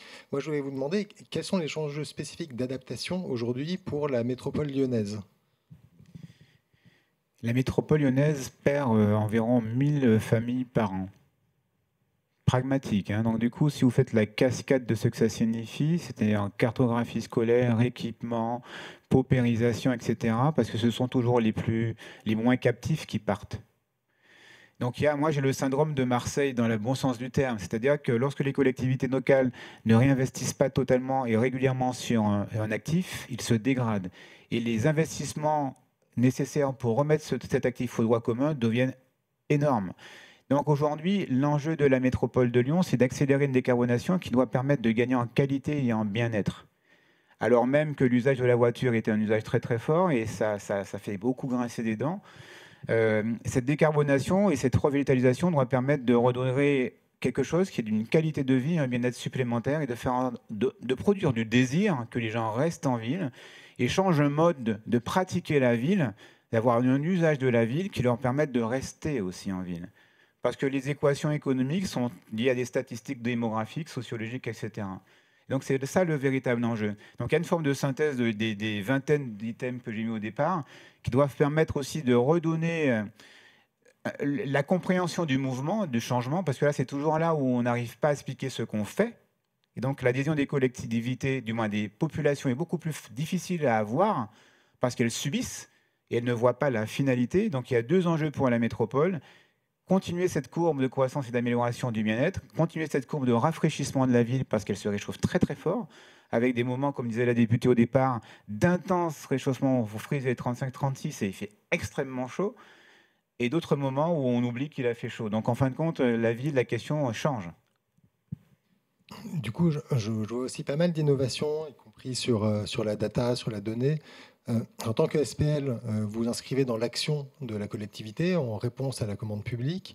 Comment on embarque cette commande publique dans l'innovation? Comment on convainc les élus d'aller vers cette prise de risque dont on parlait précédemment? Alors, il y a parfois... Chaque entreprise publique locale et chaque SPL a une histoire particulière. La nôtre est aussi singulière. Mais ce qui est notre dénominateur commun, me semble-t-il, c'est cette capacité parfois à anticiper la commande publique. Si on attend qu'elle se formalise tout le temps, elle n'arrive pas. Ou elle arrive pas sur les objets sur lesquels on pose. Et je pense que dans certains cas, on est en avance de phase. Et le travail qui a été de se dire ça, c'est possible, mais comment on y va, ça a été ça. Donc du coup, pour les collectivités locales, il y a des réponses qui sont celles, ce que j'appelle du PMT moyen. Ben, on a un contrat, on a une concession, on le fait. Et ça, ce qui sort du contrat et qui est une perception d'une dirigeante, d'un dirigeant, de se dire quelles peuvent être les façons pour nous de contribuer à des résolutions sociétales. Et après, la pédagogie fait que les collectivités y voient un intérêt. Si elles n'y voient pas, ça va s'arrêter. Et si elles en voient un, donc du coup, c'est comment on le finance, comment on le structure et comment on le produit. Et c'est pour ça qu'il y a une logique d'incubateur, et l'innovation doit permettre d'avoir des périmètres d'expérimentation pertinentes qui montrent à un moment donné que le déploiement ou la réplicabilité à échelle peut être possible. Et là, du coup, on capte l'attention. Donc il y a une prise de risque initiale, c'est en quoi nos périmètres permettent-ils d'innover quelque part pour faire un démonstrateur, en parler, communiquer et créer une adhésion et créer une dynamique. Ça descend rarement du haut, finalement. Alors, je me permets, parce que je vois vos deux collègues qui hochent la tête et qui visiblement acquiescent. Si vous voulez réagir sur la manière d'embarquer la commande publique, n'hésitez pas. Non, mais je pense que ça, c'est une difficulté et c'est un enjeu assez quotidien quand même, effectivement, parce qu'il faut pouvoir démontrer que ça marche. En même temps, c'est une expérimentation. Il faut se permettre que ça ne fonctionne pas, mais il faut avoir cette latitude, cette capacité aussi financière à un moment donné de tester. Donc c'est vrai que le portage politique, au moins de cette expérimentation, il est fondamental.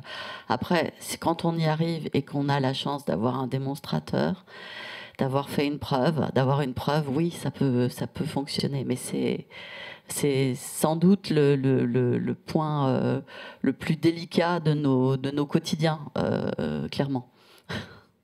Alors, un autre aspect dont on n'a pas encore beaucoup parlé, vous dites l'innovation, c'est une prise de risque, il faut embarquer les collectivités, mais il faut aussi embarquer l'interne. Et moi, je veux savoir comment est-ce qu'on embarque les collaborateurs aussi sur cette prise de risque innovante qui implique aussi de faire un pas de côté qui n'est pas forcément toujours évident. Tout comme il faut démontrer aux collectivités locales, et la démonstration n'est pas pédante, c'est juste un processus à mettre en place, que l'innovation n'est pas une charge, mais peut-être un produit. Et la notion de charge et produit est très illustratrice du fait que pour les équipes, il faut qu'ils voient ce qu'ils y gagnent.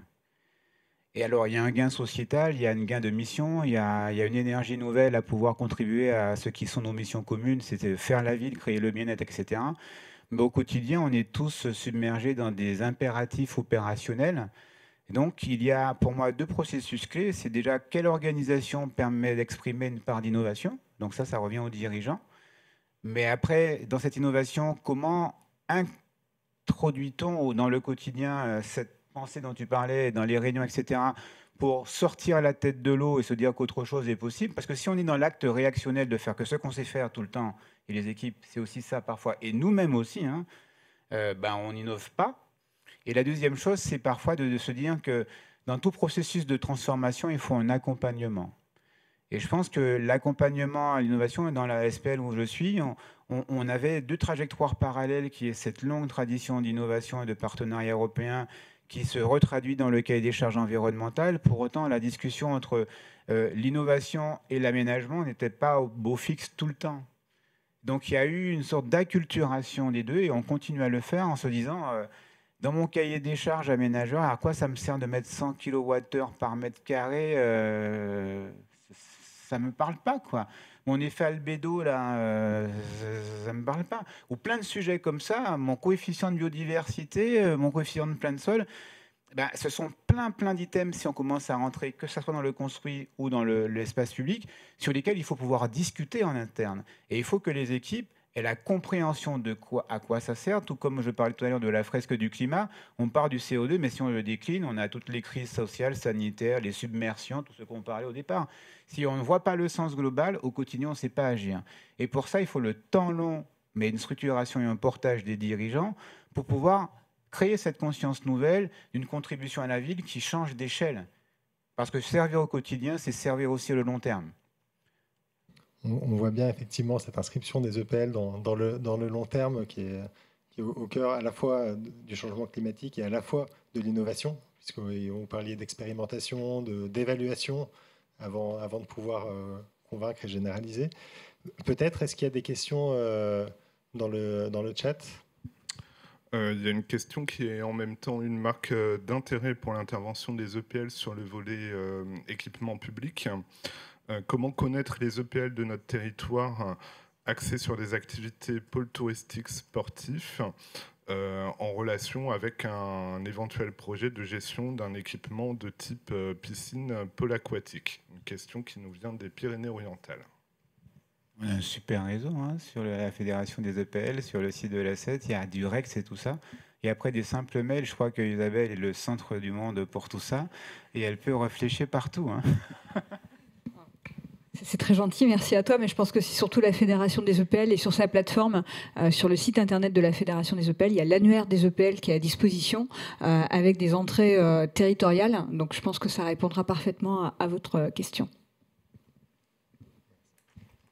Est-ce qu'il y a une dernière question dans le chat peut-être avant de passer à la prochaine table ronde? Je vous remercie énormément pour vos retours d'expérience qui sont vraiment enrichissants et stimulants. Et du coup, pour la troisième table ronde, où nous allons parler plus spécifiquement du parcours d'accompagnement qui est développé par la Banque des Territoires, j'appelle avec moi Lila Desfayet, qui est manager conseil à l'A7, Chloé Friedlander, qui est directrice de mission à l'accélérateur d'impact territorial à la Banque des Territoires, et Michel François Delannoy, qui est directeur de l'appui au territoire, également à la Banque des Territoires. Merci à tous. Je vais commencer par Michel François, qu'on connaît bien sur l'adaptation au changement climatique. Je sais que c'est un sujet qui lui tient particulièrement à cœur. Et avec une première question là-dessus, pourquoi l'adaptation au changement climatique est-elle un enjeu et en quoi peut-elle être un levier pour la Banque des Territoires? Merci et bonjour à toutes et à tous. Donc, je vais répondre rapidement à la toute première question, puisque dans les interventions précédentes et notamment dans les introductions de Sophie Errant et puis de Gisèle Rossamigno, pas mal d'éléments ont été déjà posés. Donc, pourquoi l'adaptation un enjeu? Bon, je pense qu'aujourd'hui, on est à peu près au point sur le fait qu'il y a un impératif donc de mise en œuvre en tout cas des accords de Paris et de toutes ces déclinaisons sur la dimension atténuation du réchauffement climatique. On sait qu'on n'y est pas. On sait donc qu'on a encore des énormes efforts à faire et pour nous, Banque des Territoires, à accompagner.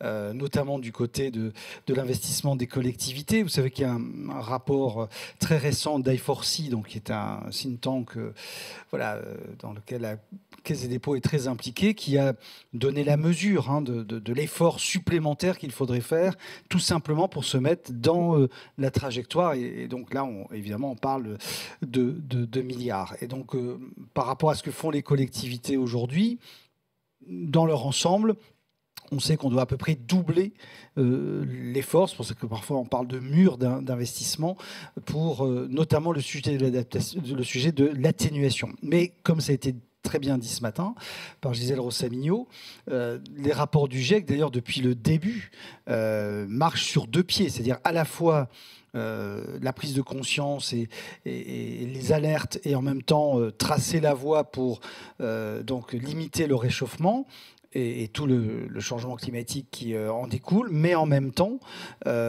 travailler sur la nécessaire adaptation, puisqu'effectivement les impacts du réchauffement déjà accumulés se font sentir, et on en a de multiples exemples, bien évidemment. Donc aujourd'hui, que ce soit dans les territoires ultramarins, qui sont souvent un peu les territoires sentinelles finalement de ces sujets, comme en métropole, on voit aujourd'hui tout un certain nombre de désordres nouveaux s'installer que nous pouvons aussi appréhender comme finalement une nouvelle manière d'aller vers le développement et vers l'aménagement des territoires. Voilà, donc c'est un peu comme ça que nous prenons le sujet. Pas simplement sous la contrainte qui est là, pas complètement installée dans les esprits, on en reparlera je crois dans quelques instants, mais en même temps comme une occasion de travailler sur des nouveaux paradigmes de l'aménagement adossés à cet impératif d'adaptation. Merci. Alors aujourd'hui on lance Territoire d'économie mixte innovant et résilient, donc le parcours d'accompagnement à l'adaptation, à l'innovation. Est-ce que vous pouvez nous parler un petit peu de la genèse de ce parcours, comment il est arrivé et comment il a émergé à la Banque des Territoires? Bien sûr, je peux le faire. Donc, Donc il y a eu un travail, et je veux en même temps le saluer, même si on y a été très associés grâce à Isabelle et à toute son équipe. Donc c'est d'abord un travail, et c'est en ça qu'on s'y retrouve bien dans la manière dont nous, au département Appui au territoire, on procède. C'est-à-dire qu'avant d'énoncer une intention, d'abord on va capter finalement quels sont les besoins, les attentes pour pas être à côté de la plaque. Et pas penser, nous, ici, depuis le siège, qu'est-ce qu'on pourrait bien inventer comme nouvelle initiative. Donc d'abord, il s'agit d'être ajusté aux besoins, aux attentes, et là, en l'occurrence, des EPL. Et donc, il y a eu tout un travail d'enquête qui a été mené auprès des EPL avec des interviews, des travaux en atelier, pour essayer de se forger un petit peu progressivement notre point de vue sur, en matière d'innovation, qu'est-ce qu'il serait pertinent d'accompagner. Donc moi, je veux d'abord saluer ça parce que c'est quand même, pour moi, dans la méthode, un élément qui est évidemment aussi un fondamental. Et puis, voilà, captant un petit peu justement ces attentes, on a repéré que sur les sujets, notamment environnementaux, il y avait effectivement l'expression d'un besoin en matière d'innovation. Et donc, c'est comme ça qu'on a pu commencer à envisager la mise en place de tout le dispositif qu'on lance aujourd'hui. Et je fais le parallèle aussi avec la manière dont nous avons travaillé, nous, en interne, Banque des Territoires, pour penser notre proposition de valeur autour des sujets d'adaptation au changement climatique, puisque, je ne sais pas si j'en reparlerai plus tard, mais en tout cas, nous, aujourd'hui, nous avons avancé notamment sur les territoires littoraux, mais je pourrais parler aussi d'autres territoires, sur une proposition de valeur qui associe tous les métiers de la Banque des Territoires. C'est en ça que c'est important pour nous d'être un peu dans un format finalement un peu programme, c'est-à-dire on agence à la fois les besoins, et donc on apporte des réponses en termes d'aide à la décision, donc de comment on va accompagner la prise de décision sur ces sujets. C'est aussi été évoqué ce matin, je n'y reviens pas. On a aussi associé nos collègues qui sont plutôt du côté des finances, donc des financeurs, notamment avec les prêts. On a négocié avec Bercy un nouveau prêt, le prêt Gaïa territorial, ajusté justement à ces sujets d'adaptation pour pouvoir prêter aussi en étant plus ajusté, mieux ajusté à ces sujets d'adaptation qu'on ne pouvait le faire auparavant avec les prêts dont on disposait. Et puis, on a aussi travaillé avec nos collègues investisseurs, et notamment avec Isabelle et toute son équipe sur l'économique, mais pas seulement, sur comment on fait bouger aussi on appelle ça des doctrines, ça un peu peur, mais donc nos thèses d'investissement pour venir dans des sociétés de projet apporter des réponses de cette manière-là aussi sur les sujets d'adaptation. Et enfin, on a aussi nos collègues du bancaire, parce qu'on a aussi toute la mobilisation de la consignation. Et d'ailleurs, la loi climat-résilience donne des indications assez précises sur la manière dont, notamment sur les sujets littoraux, on peut aujourd'hui mobiliser la consignation pour notre côté, en tout cas, Banque des Territoires, Caisse des dépôts, apporter aussi une contribution sur ces sujets. Voilà, donc voilà un peu comment tout ça s'est construit. Et puis, maintenant, c'est le coup d'envoi. Et du coup, ce coup d'envoi, il est basé sur deux jambes, je dirais. L'innovation d'un côté, l'adaptation au changement territoire de l'autre, qui sont évidemment articulées. Il faut peut-être qu'on les définisse pour qu'on sache ce qu'on entend. Est-ce qu'on est uniquement sur l'innovation technologique ou est-ce qu'on a une appréciation un peu plus large ? Voilà, et donc quand vos questions sont bien construites, on imagine que la réponse sera il y a bien sûr les innovations techniques ou technologiques, mais pas seulement. Et c'est important d'y insister parce que, je dis ce que je pense, il peut y avoir la tentation sur ces sujets de basculer aussi dans une approche un peu techniciste, en disant finalement, il ne faut pas trop qu'on remette en cause nos manières d'organiser notre aménagement, parfois même un petit peu notre conception du développement, des solutions techniques permettront d'arriver à... ça, on sait que c'est vain, parce que les impacts de l'adaptation, l'impact du changement climatique sur les territoires sera tel que ça viendra forcément interroger notre manière de concevoir l'aménagement des territoires. Donc, ça veut dire que, bien sûr, il peut y avoir des solutions techniques, et l'innovation doit être encouragée de ce point de vue, mais il y aura aussi des évolutions dans les modèles de financement, des innovations aussi dans la méthodologie, dans des éléments vraiment de construction des démarches avec toutes les parties prenantes d'un territoire concerné par ces sujets d'adaptation. Voilà, enfin, si on prend des exemples, si on est sur le trait de côte à tel ou tel endroit, voilà, on sait bien qu'il y aura à gérer la manière dont la mer montante va venir impacter le littoral, mais sur ce littoral n'est pas vierge, donc ça veut dire aussi qu'il faut qu'on repense à la fois la manière dont il sera impacté par le retrait du trait de côte, mais aussi la manière dont on va avoir à gérer les submersions marines temporaires, et ça peut aller aussi vers des solutions fondées sur la nature, en tout cas en faisant appel aussi à des solutions de cette nature, ce qui veut dire aussi que on va donc imaginer acquérir, en tout cas maîtriser du foncier pour cela, alors qu'aujourd'hui, quand on acquiert du foncier, c'est généralement pour y construire un projet d'infrastructure, d'équipement, de bâtiment. Donc là, ça veut dire qu'on est dans d'autres approches et donc de maîtrise foncière adaptées à ces sujets-là. Voilà, donc toutes ces innovations, elles sont effectivement à l'ordre du jour. Moi, ça m'arrive souvent de dire que sur tous nos sujets, si on est avec un maire, je sais pas, un maire d'une commune de montagne confronté à de forts effondrements rocheux ou à la mise en cause d'équipements parce qu'il y a la fonte du permafrost en haute altitude, un maire de la côte du Nord ou bien de Nouvelle-Aquitaine, tous ces gens-là, ils ne peuvent pas se retourner vers leurs prédécesseurs en disant, en fait, comment tu faisais, toi ? Parce que ces questions-là, elles sont inédites. Elles sont complètement nouvelles et donc, forcément, elles appellent à ce qu'on sorte de ce qu'on avait l'habitude de faire, parfois même, je pense aussi, de notre manière d'avoir l'habitude de penser le développement territorial. Et donc, forcément, ça appelle à de l'innovation, aussi à des expérimentations. On est sur des sujets sur lesquels il faut se donner le droit et peut-être aussi le devoir d'essayer, de ne pas réussir et de tirer les enseignements de ce qu'on aura réussi ou ce qu'on n'aura pas réussi. Enfin bref, d'aller vraiment franchement dans ces démarches-là. Et donc là, de ce point de vue, c'est évident que le réseau tel qu'on est en train de le lancer aujourd'hui, par les échanges, par les échanges de pratiques, les échanges aussi des références que l'on peut avoir sur tel ou tel sujet, nous fera aussi gagner du temps. Et je pense que c'est vraiment important, à la fois qu'on soit dans l'acculturation, parce qu'encore une fois, je le redis, c'est un sujet qui n'est pas installé aujourd'hui autant qu'on l'imagine dans la tête des décideurs et de ceux qui les accompagnent. Voilà, parfois, on voit qu'il y a des vraies résistances, et parce que les sujets sont pas simples, comme pour nous individuellement, quand on doit aller sur des étapes de notre vie, un peu plus incertaines, on peut être tenté de dire, tant pis, j'y vais pas.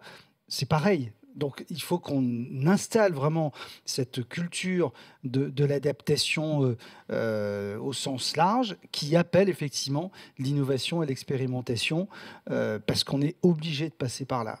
Voilà, il n'y a pas de modèle aujourd'hui qu'on peut plaquer à un endroit où tout le monde cherche. Il faut qu'on regarde, encore une fois, et qu'on accompagne, je le dis sans faire de clin d'œil appuyé, mais on a des territoires sentinelles en France, que sont les territoires de l'outre-mer. Il faut vraiment qu'on arrive à les accompagner de manière subtile et efficace, parce que c'est aussi eux qui vont nous aider à trouver les solutions pour les enjeux qui s'exprimeront en métropole, notamment sur les sujets maritimes. C'est peut-être un petit peu moins vrai sur les sujets de la montagne, mais en tout cas, sur les sujets liés aux défis littoraux, c'est clair qu'on a là aussi un enjeu d'accompagnement un peu sophistiqué à envisager avec eux. Alors, merci. Avant d'entrer plus techniquement dans le programme, peut-être une dernière question pour vous. Désolé, je ne vous lâche pas comme ça. On entend bien la notion de territoire, de diversité des territoires. Vous avez parlé de littoral, de l'outre-mer. Vous avez parlé en même temps d'un champ d'accompagnement assez large, de l'acculturation, de l'expérimentation. À qui les EPL qui veulent solliciter un accompagnement de la Banque Territoire doivent-elles s'adresser ? Je pense d'abord qu'il y a le travail avec les décideurs territoriaux qui est vraiment le fondement. Évidemment, ça ne va pas se penser sans que ce soit ancré dans le projet territorial, dans le projet local. Et puis ensuite, on a aujourd'hui des modalités d'accompagnement qu'on a donc conçues et qui sont aujourd'hui éligibles aux EPL. Donc ça peut être sur tout ce qui concerne la structuration de projets. Donc c'est des moyens, des cofinancements d'études pour structurer ces projets, des études préopérationnelles, des moyens d'accompagnement, de conception et d'accompagnement de ces expérimentations que j'évoquais tout à l'heure, et puis aussi donc des cofinancements, voilà, sur tous les sujets que j'ai aussi un peu évoqués tout à l'heure, notamment toutes ces phases d'acculturation, de prise de conscience, voilà. Donc tout ça, aujourd'hui, on a les moyens de l'accompagner. Donc le moyen le plus simple, c'est de s'adresser aux directions régionales de la Banque des Territoires qui sont à votre disposition, à leur disposition. Et nous avons au niveau du siège Banque des Territoires, dans les équipes que j'anime, des experts qui se sont formés ou qui sont formés sur ces sujets spécifiquement pour venir accompagner nos directions régionales, parce que pour elles aussi, ce sont des sujets nouveaux. Voilà, donc il y a tout un processus de formation qu'on a enclenché. Mais voilà, aujourd'hui, vraiment, s'il y a un interlocuteur à aller solliciter pour bénéficier de tout cela, eh bien, c'est la direction régionale de la Banque des Territoires. Merci beaucoup. Du coup, pour rentrer vraiment dans la déclinaison opérationnelle, je dirais, de ce plan.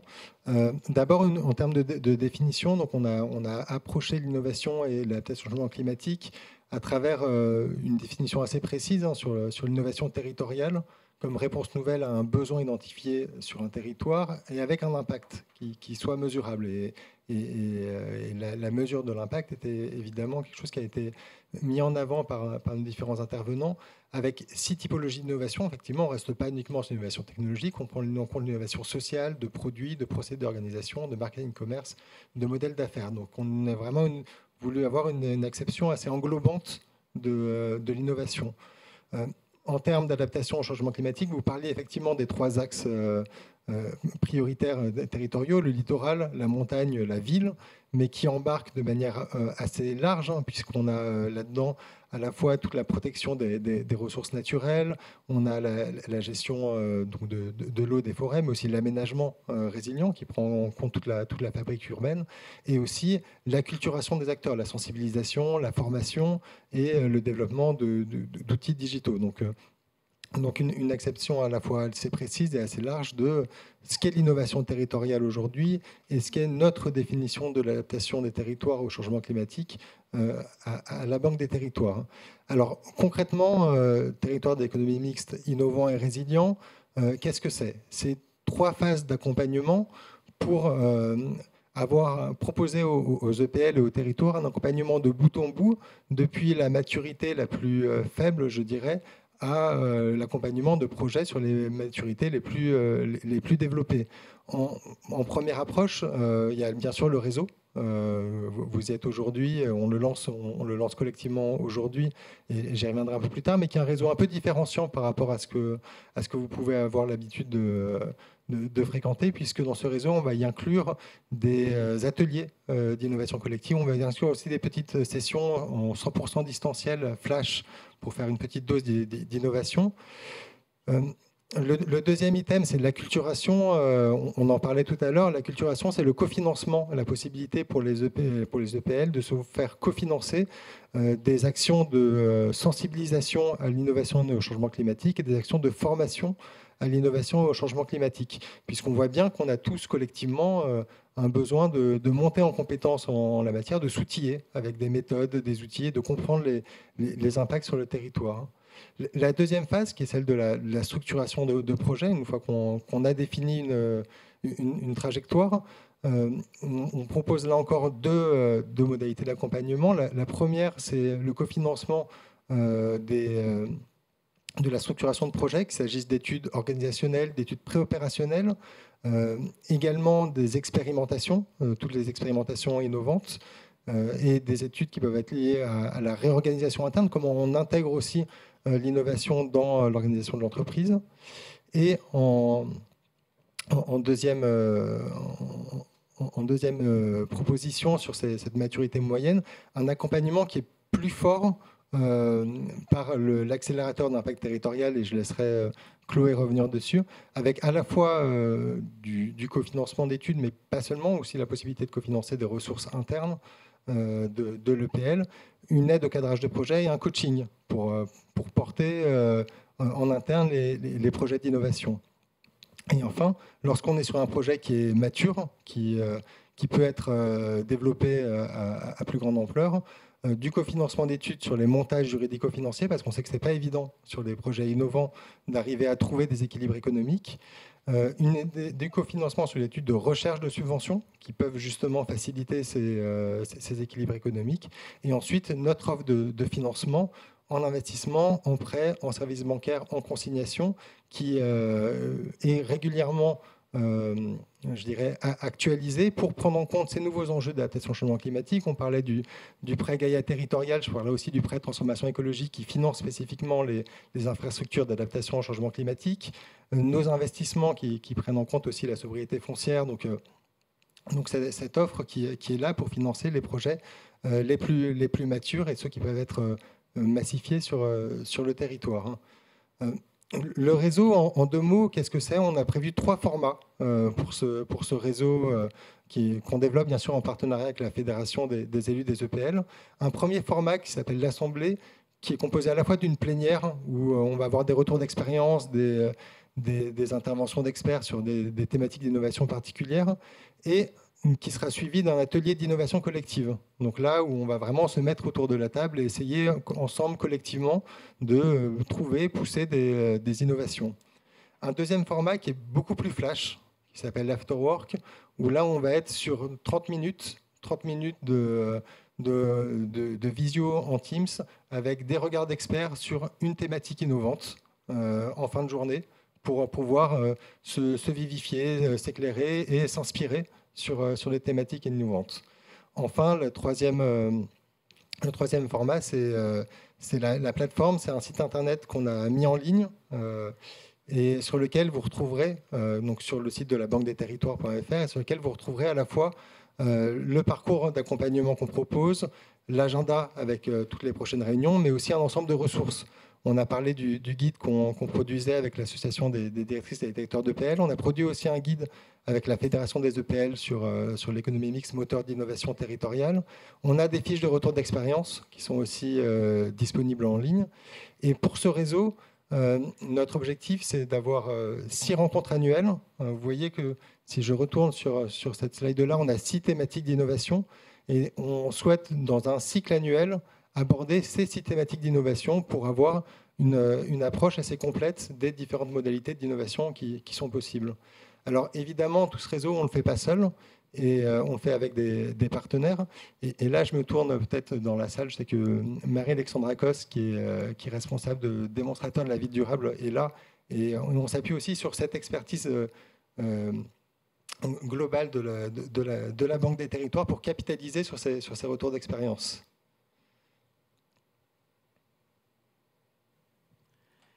Oui, merci Jean-Baptiste de nous donner la parole. Alors, Démonstrateur de la ville durable, c'est un programme opéré par la Banque des territoires. Donc, c'est un mandat France 2030 qui accompagne 39 opérations d'aménagement dans toute la France sur des thématiques qui recoupent les grands enjeux de la transition écologique et sociale, et qui vise à accompagner l'expérimentation dans ces opérations d'aménagement en croisant toutes les typologies d'innovation que tu viens de citer. C'est un programme qui fonctionne en 2 temps. Une phase d'incubation qui finalement rejoint cette notion de maturité moyenne dont tu parlais. Donc là, on est plutôt sur les conditions de mise en œuvre des innovations pour lever les freins. Alors, certes technologiques, mais surtout réglementaires, de faisabilité économique, de montage. Et puis derrière, il y a une phase de mise en œuvre, d'accompagnement à la mise en œuvre des opérations d'aménagement avec de la subvention à l'investissement dans l'objectif de dérisquer ces opérations. L'enjeu du programme, c'est d'accompagner ces 39 opérations, mais surtout de faire de ces 39 opérations des modèles, en tout cas des opérations sur lesquelles on peut s'appuyer pour capitaliser sur ce qui marche et ce qui ne marche pas, et derrière constituer un réseau qui diffuse les enseignements de ces 39 opérations d'aménagement pilote. Et on travaille déjà avec vous dans cette phase de maturation des projets sur les premiers enseignements qu'on peut extraire de cette phase de pilotage de l'innovation. Progressivement, on capitalise sur les impacts, sur la mise en œuvre de ces innovations.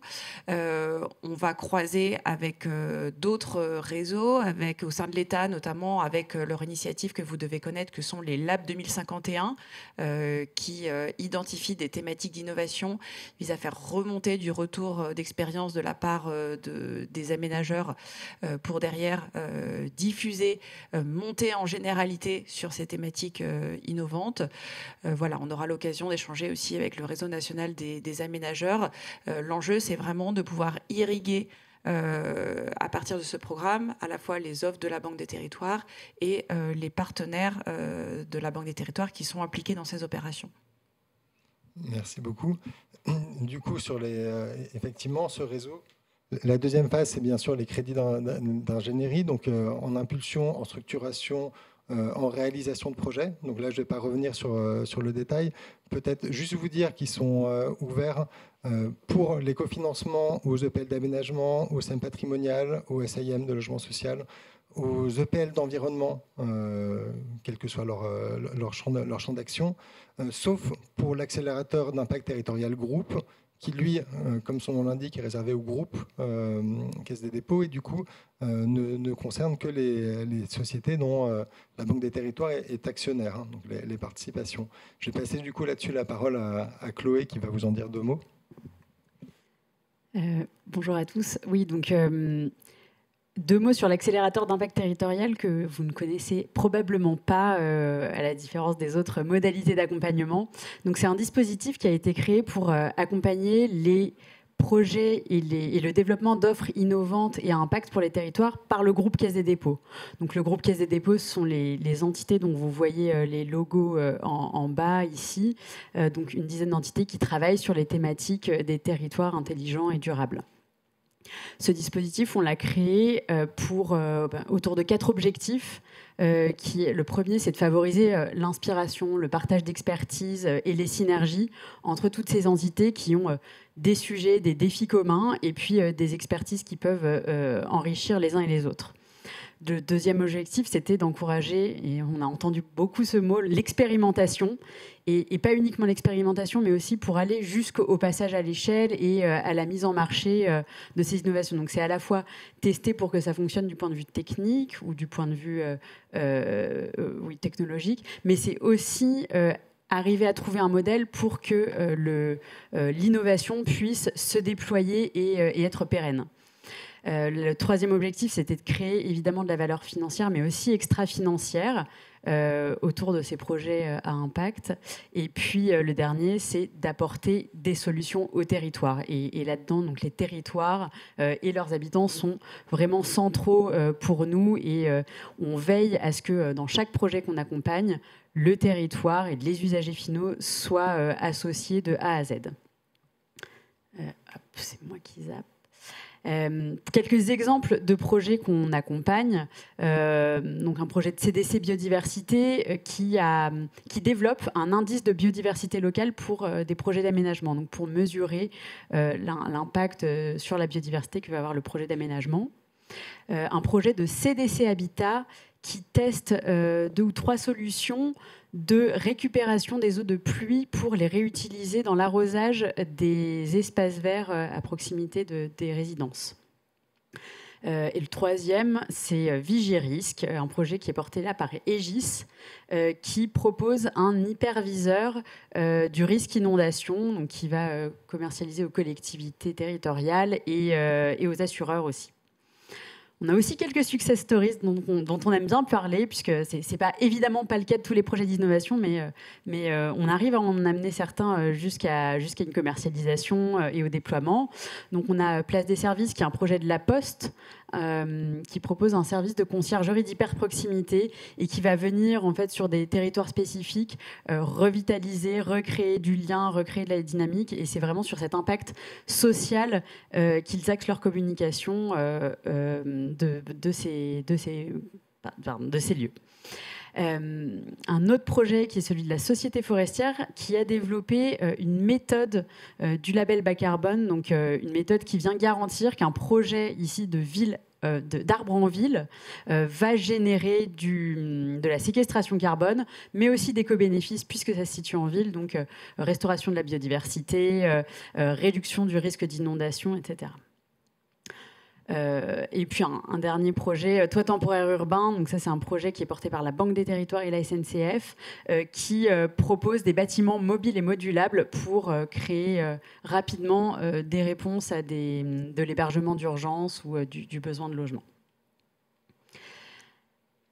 Les savoir-faire de l'accélérateur et donc la spécificité de ce qu'on va vous proposer en termes d'accompagnement, c'est à la fois un accès à l'expertise de haut niveau du groupe Caisse des dépôts. Donc pour tout projet, on va aller le challenger en allant chercher des experts au sein du groupe ou à l'extérieur auprès des partenaires de la Banque des Territoires. Donc ça peut être des experts de l'équipe de Marie-Alexandra Coste qui ont l'habitude de voir en fait des innovations portées par des EPL, des innovations à la pointe de ce qui se fait en France. Et donc, on va venir regarder votre projet avec ces experts et vous faire un retour constructif. Promis, c'est pas vous passer sur le grill, mais c'est vraiment se dire qu'est-ce que vous pouvez tirer de ce regard externe pour améliorer votre projet, identifier des angles morts et donc maximiser les chances de réussite. La deuxième forme de soutien qu'on apporte, c'est du financement. Donc là, on peut financer jusqu'à 40% du projet, en prenant en compte les coûts aussi de mise à disposition de personnel, parce qu'on sait qu'une personne qui va porter un projet au sein de l'EPL, c'est du travail qu'elle ne fait pas ailleurs, donc c'est un coût. La troisième modalité, et c'est peut-être celle qui est la plus originale ici, c'est le coaching. En fait, donc parmi les projets qu'on accompagne, on sait que ce sont des collaborateurs qui n'ont pas forcément toute la formation pour monter une nouvelle offre, et donc on leur apporte un coach pour à la fois qu'ils prennent le temps et avoir du soutien et du recul sur leur projet pour les accompagner à chaque étape. Et donc, c'est se dire, à chaque étape, je n'oublie aucune question. Je travaille mon modèle économique, je travaille le pilotage de mon projet, je passe par les bonnes étapes. Est-ce que j'ai bien identifié le besoin? Est-ce que j'ai bien identifié le potentiel marché? Pour les projets digitaux, est-ce que j'ai bien songé à d'abord aller consulter les usagers et puis faire des tests avant de faire tous mes développements? Et donc, c'est vraiment bénéficier de ce soutien humain à un autre humain qui va monter un projet dont on sait qu'il met beaucoup d'énergie dessus. Puis enfin, il y a une modalité qui vous intéressera peut-être, mais ça peut être un peu compliqué si vous êtes loin. C'est la résidence au Hub des Territoires, 2 jours par semaine, pour avoir accès vraiment à tout l'écosystème de la Banque des Territoires, nos événements, les experts qui passent sur place ou qui sont basés ici. Et une dernière information, donc on a des critères de sélection. Il faut que vous apparteniez au portefeuille de la Caisse des dépôts. Il faut que votre projet ait un caractère innovant et que vous puissiez le démontrer, qu'il soit dédié à l'adaptation au changement climatique, qu'il y ait des perspectives de déploiement à grande échelle, soit sur le territoire, soit que ce soit réplicable ailleurs dans d'autres EPL. Et puis que vous démontriez qu'il y a vraiment un besoin d'accompagnement et de coaching, que ce soit sur des points de vue techniques ou sur l'innovation de modèles économiques. Et on vous recommande de vous retourner vers votre référent Banque des Territoires pour candidater auprès de l'accélérateur. Merci beaucoup. Donc là, vous voyez à l'écran le continuum d'offres de financement que nous proposons en investissement, en prêt, en consignation bancaire. Peut-être en 2 mots avant de faire la conclusion. La CET nous a accompagnés sur la structuration de ce parcours. Lila, est-ce que vous pouvez revenir à la fois sur l'accompagnement et sur les guides qui ont été produits?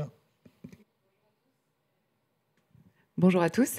Effectivement, la CET a eu la chance d'accompagner la Banque des Territoires depuis 1 an maintenant pour co-construire cette offre d'accompagnement à l'innovation auprès des EPL.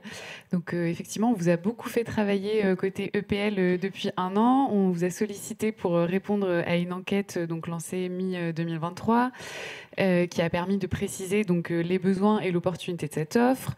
On a ensuite testé avec vous en petits sous-groupes avec un panel représentatif d'EPL les solutions qu'on avait identifiées pour cette offre d'accompagnement.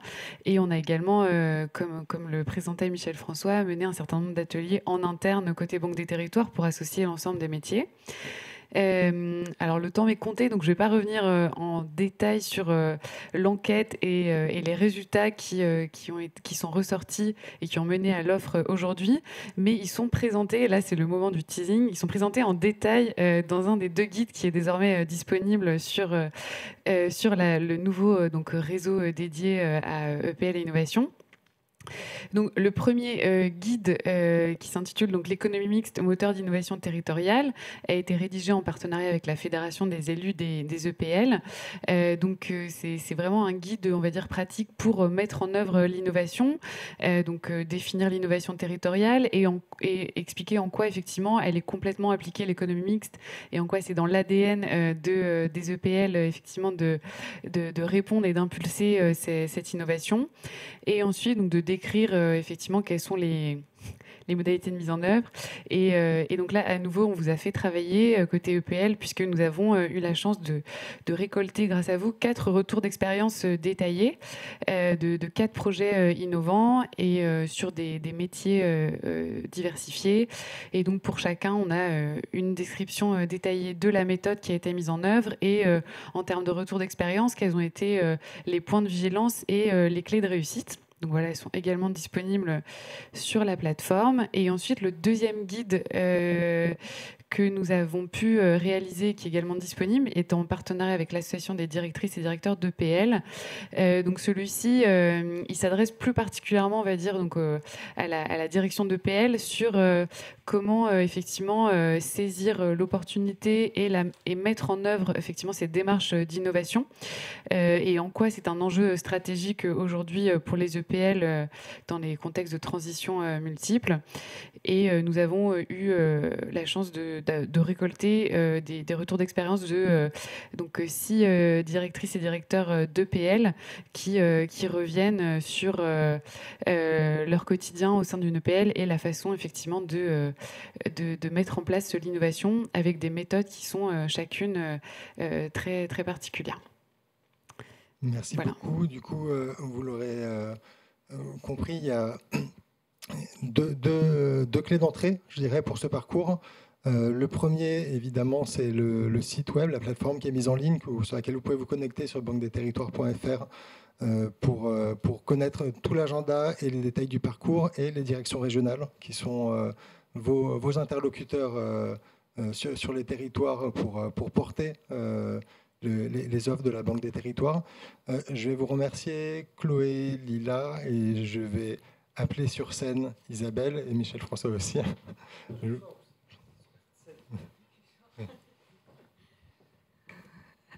Juste un très très rapide mot de conclusion pour renouveler nos remerciements à tous ceux qui ont contribué à la fois à la fabrique de ce parcours. Ça a été dit, ça a commencé l'année dernière en partant de l'analyse des besoins. C'est plus de 100 EPL qui ont été interviewés, avec lesquels on a eu des temps d'échange. Parce que comme l'a dit Michel François, c'est pas le tout de réfléchir à comment vous accompagner. Il faut que ça colle aux besoins et qu'on soit au plus près des attentes. Il faut que ce soit pertinent et utile. Donc un grand merci à toutes celles et tous ceux qui ont pris ce temps pour nous aider à construire, que ce soit vous, partenaires EPL, évidemment la Fédération des élus des EPL, évidemment aussi l'Association des directrices et directeurs d'EPL, mais aussi en interne, et ça a été dit, c'est vrai que les EPL sont très transversales à la Caisse des dépôts, puisqu'on les accompagne avec nos différents métiers, et c'était aussi un enjeu collectif pour nous de pouvoir réfléchir ensemble, tous métiers confondus, pour mieux vous accompagner et présenter cette offre aujourd'hui. Cette offre, on la prévoit aujourd'hui sur 3 ans. On le sait bien, l'innovation, ça nécessite du temps. Donc 3 ans, 5 millions d'euros de crédits d'ingénierie qu'on met à disposition pour accompagner l'ensemble de vos projets avec les différentes modalités qu'on a évoquées, le réseau ouvert, le cofinancement, ça a été dit par Jean-Baptiste, j'insiste parce que c'est aussi une nouveauté, le cofinancement d'actions de formation, parce que pour pouvoir faire de l'innovation dans nos structures, ça veut dire aussi acculturer les collaborateurs, acculturer son CODIR, acculturer peut-être aussi son conseil d'administration, sa gouvernance. Donc des crédits sur du cofinancement d'actions de formation, et puis après tous les crédits de cofinancement sur AMO jusqu'à la recherche de subventions et de financement qu'on pourra aussi compléter avec nos propres offres. Donc n'hésitez pas, ce réseau aujourd'hui on l'ouvre, mais il va falloir se l'approprier, donc n'hésitez pas, comme le disait là encore Michel-François Delannoy, à vous rapprocher de vos directions régionales. Créer des temps d'échange pour qu'on puisse vous exposer plus en détail la manière dont on va pouvoir vous accompagner. Moi, je lui souhaite un grand succès. En tous les cas, les prochains rendez-vous qu'on aura ensemble, on compte sur vous pour l'alimenter, parce que ce réseau, comme tous les réseaux, il fonctionne aussi avec la richesse de l'ensemble de vos témoignages. On sera au congrès des EPL, on l'a dit tout à l'heure, donc à votre disposition pour en parler. C'est le temps aussi de rentrer dans le détail et de vous expliquer un peu la mécanique de ce parcours qui est très riche. Et donc, du coup, il faut pouvoir comprendre comment vous allez pouvoir l'activer. Comme me disait Samuel à l'instant, mais l'accélérateur d'impact, c'est super bien, mais est-ce qu'on va pouvoir y avoir accès? Donc voilà. Donc, on sera à votre disposition au congrès des EPL. Et puis, de toute façon, nos directions régionales sont à votre disposition et à votre écoute. À très bientôt. Un grand merci à tous encore et à très vite.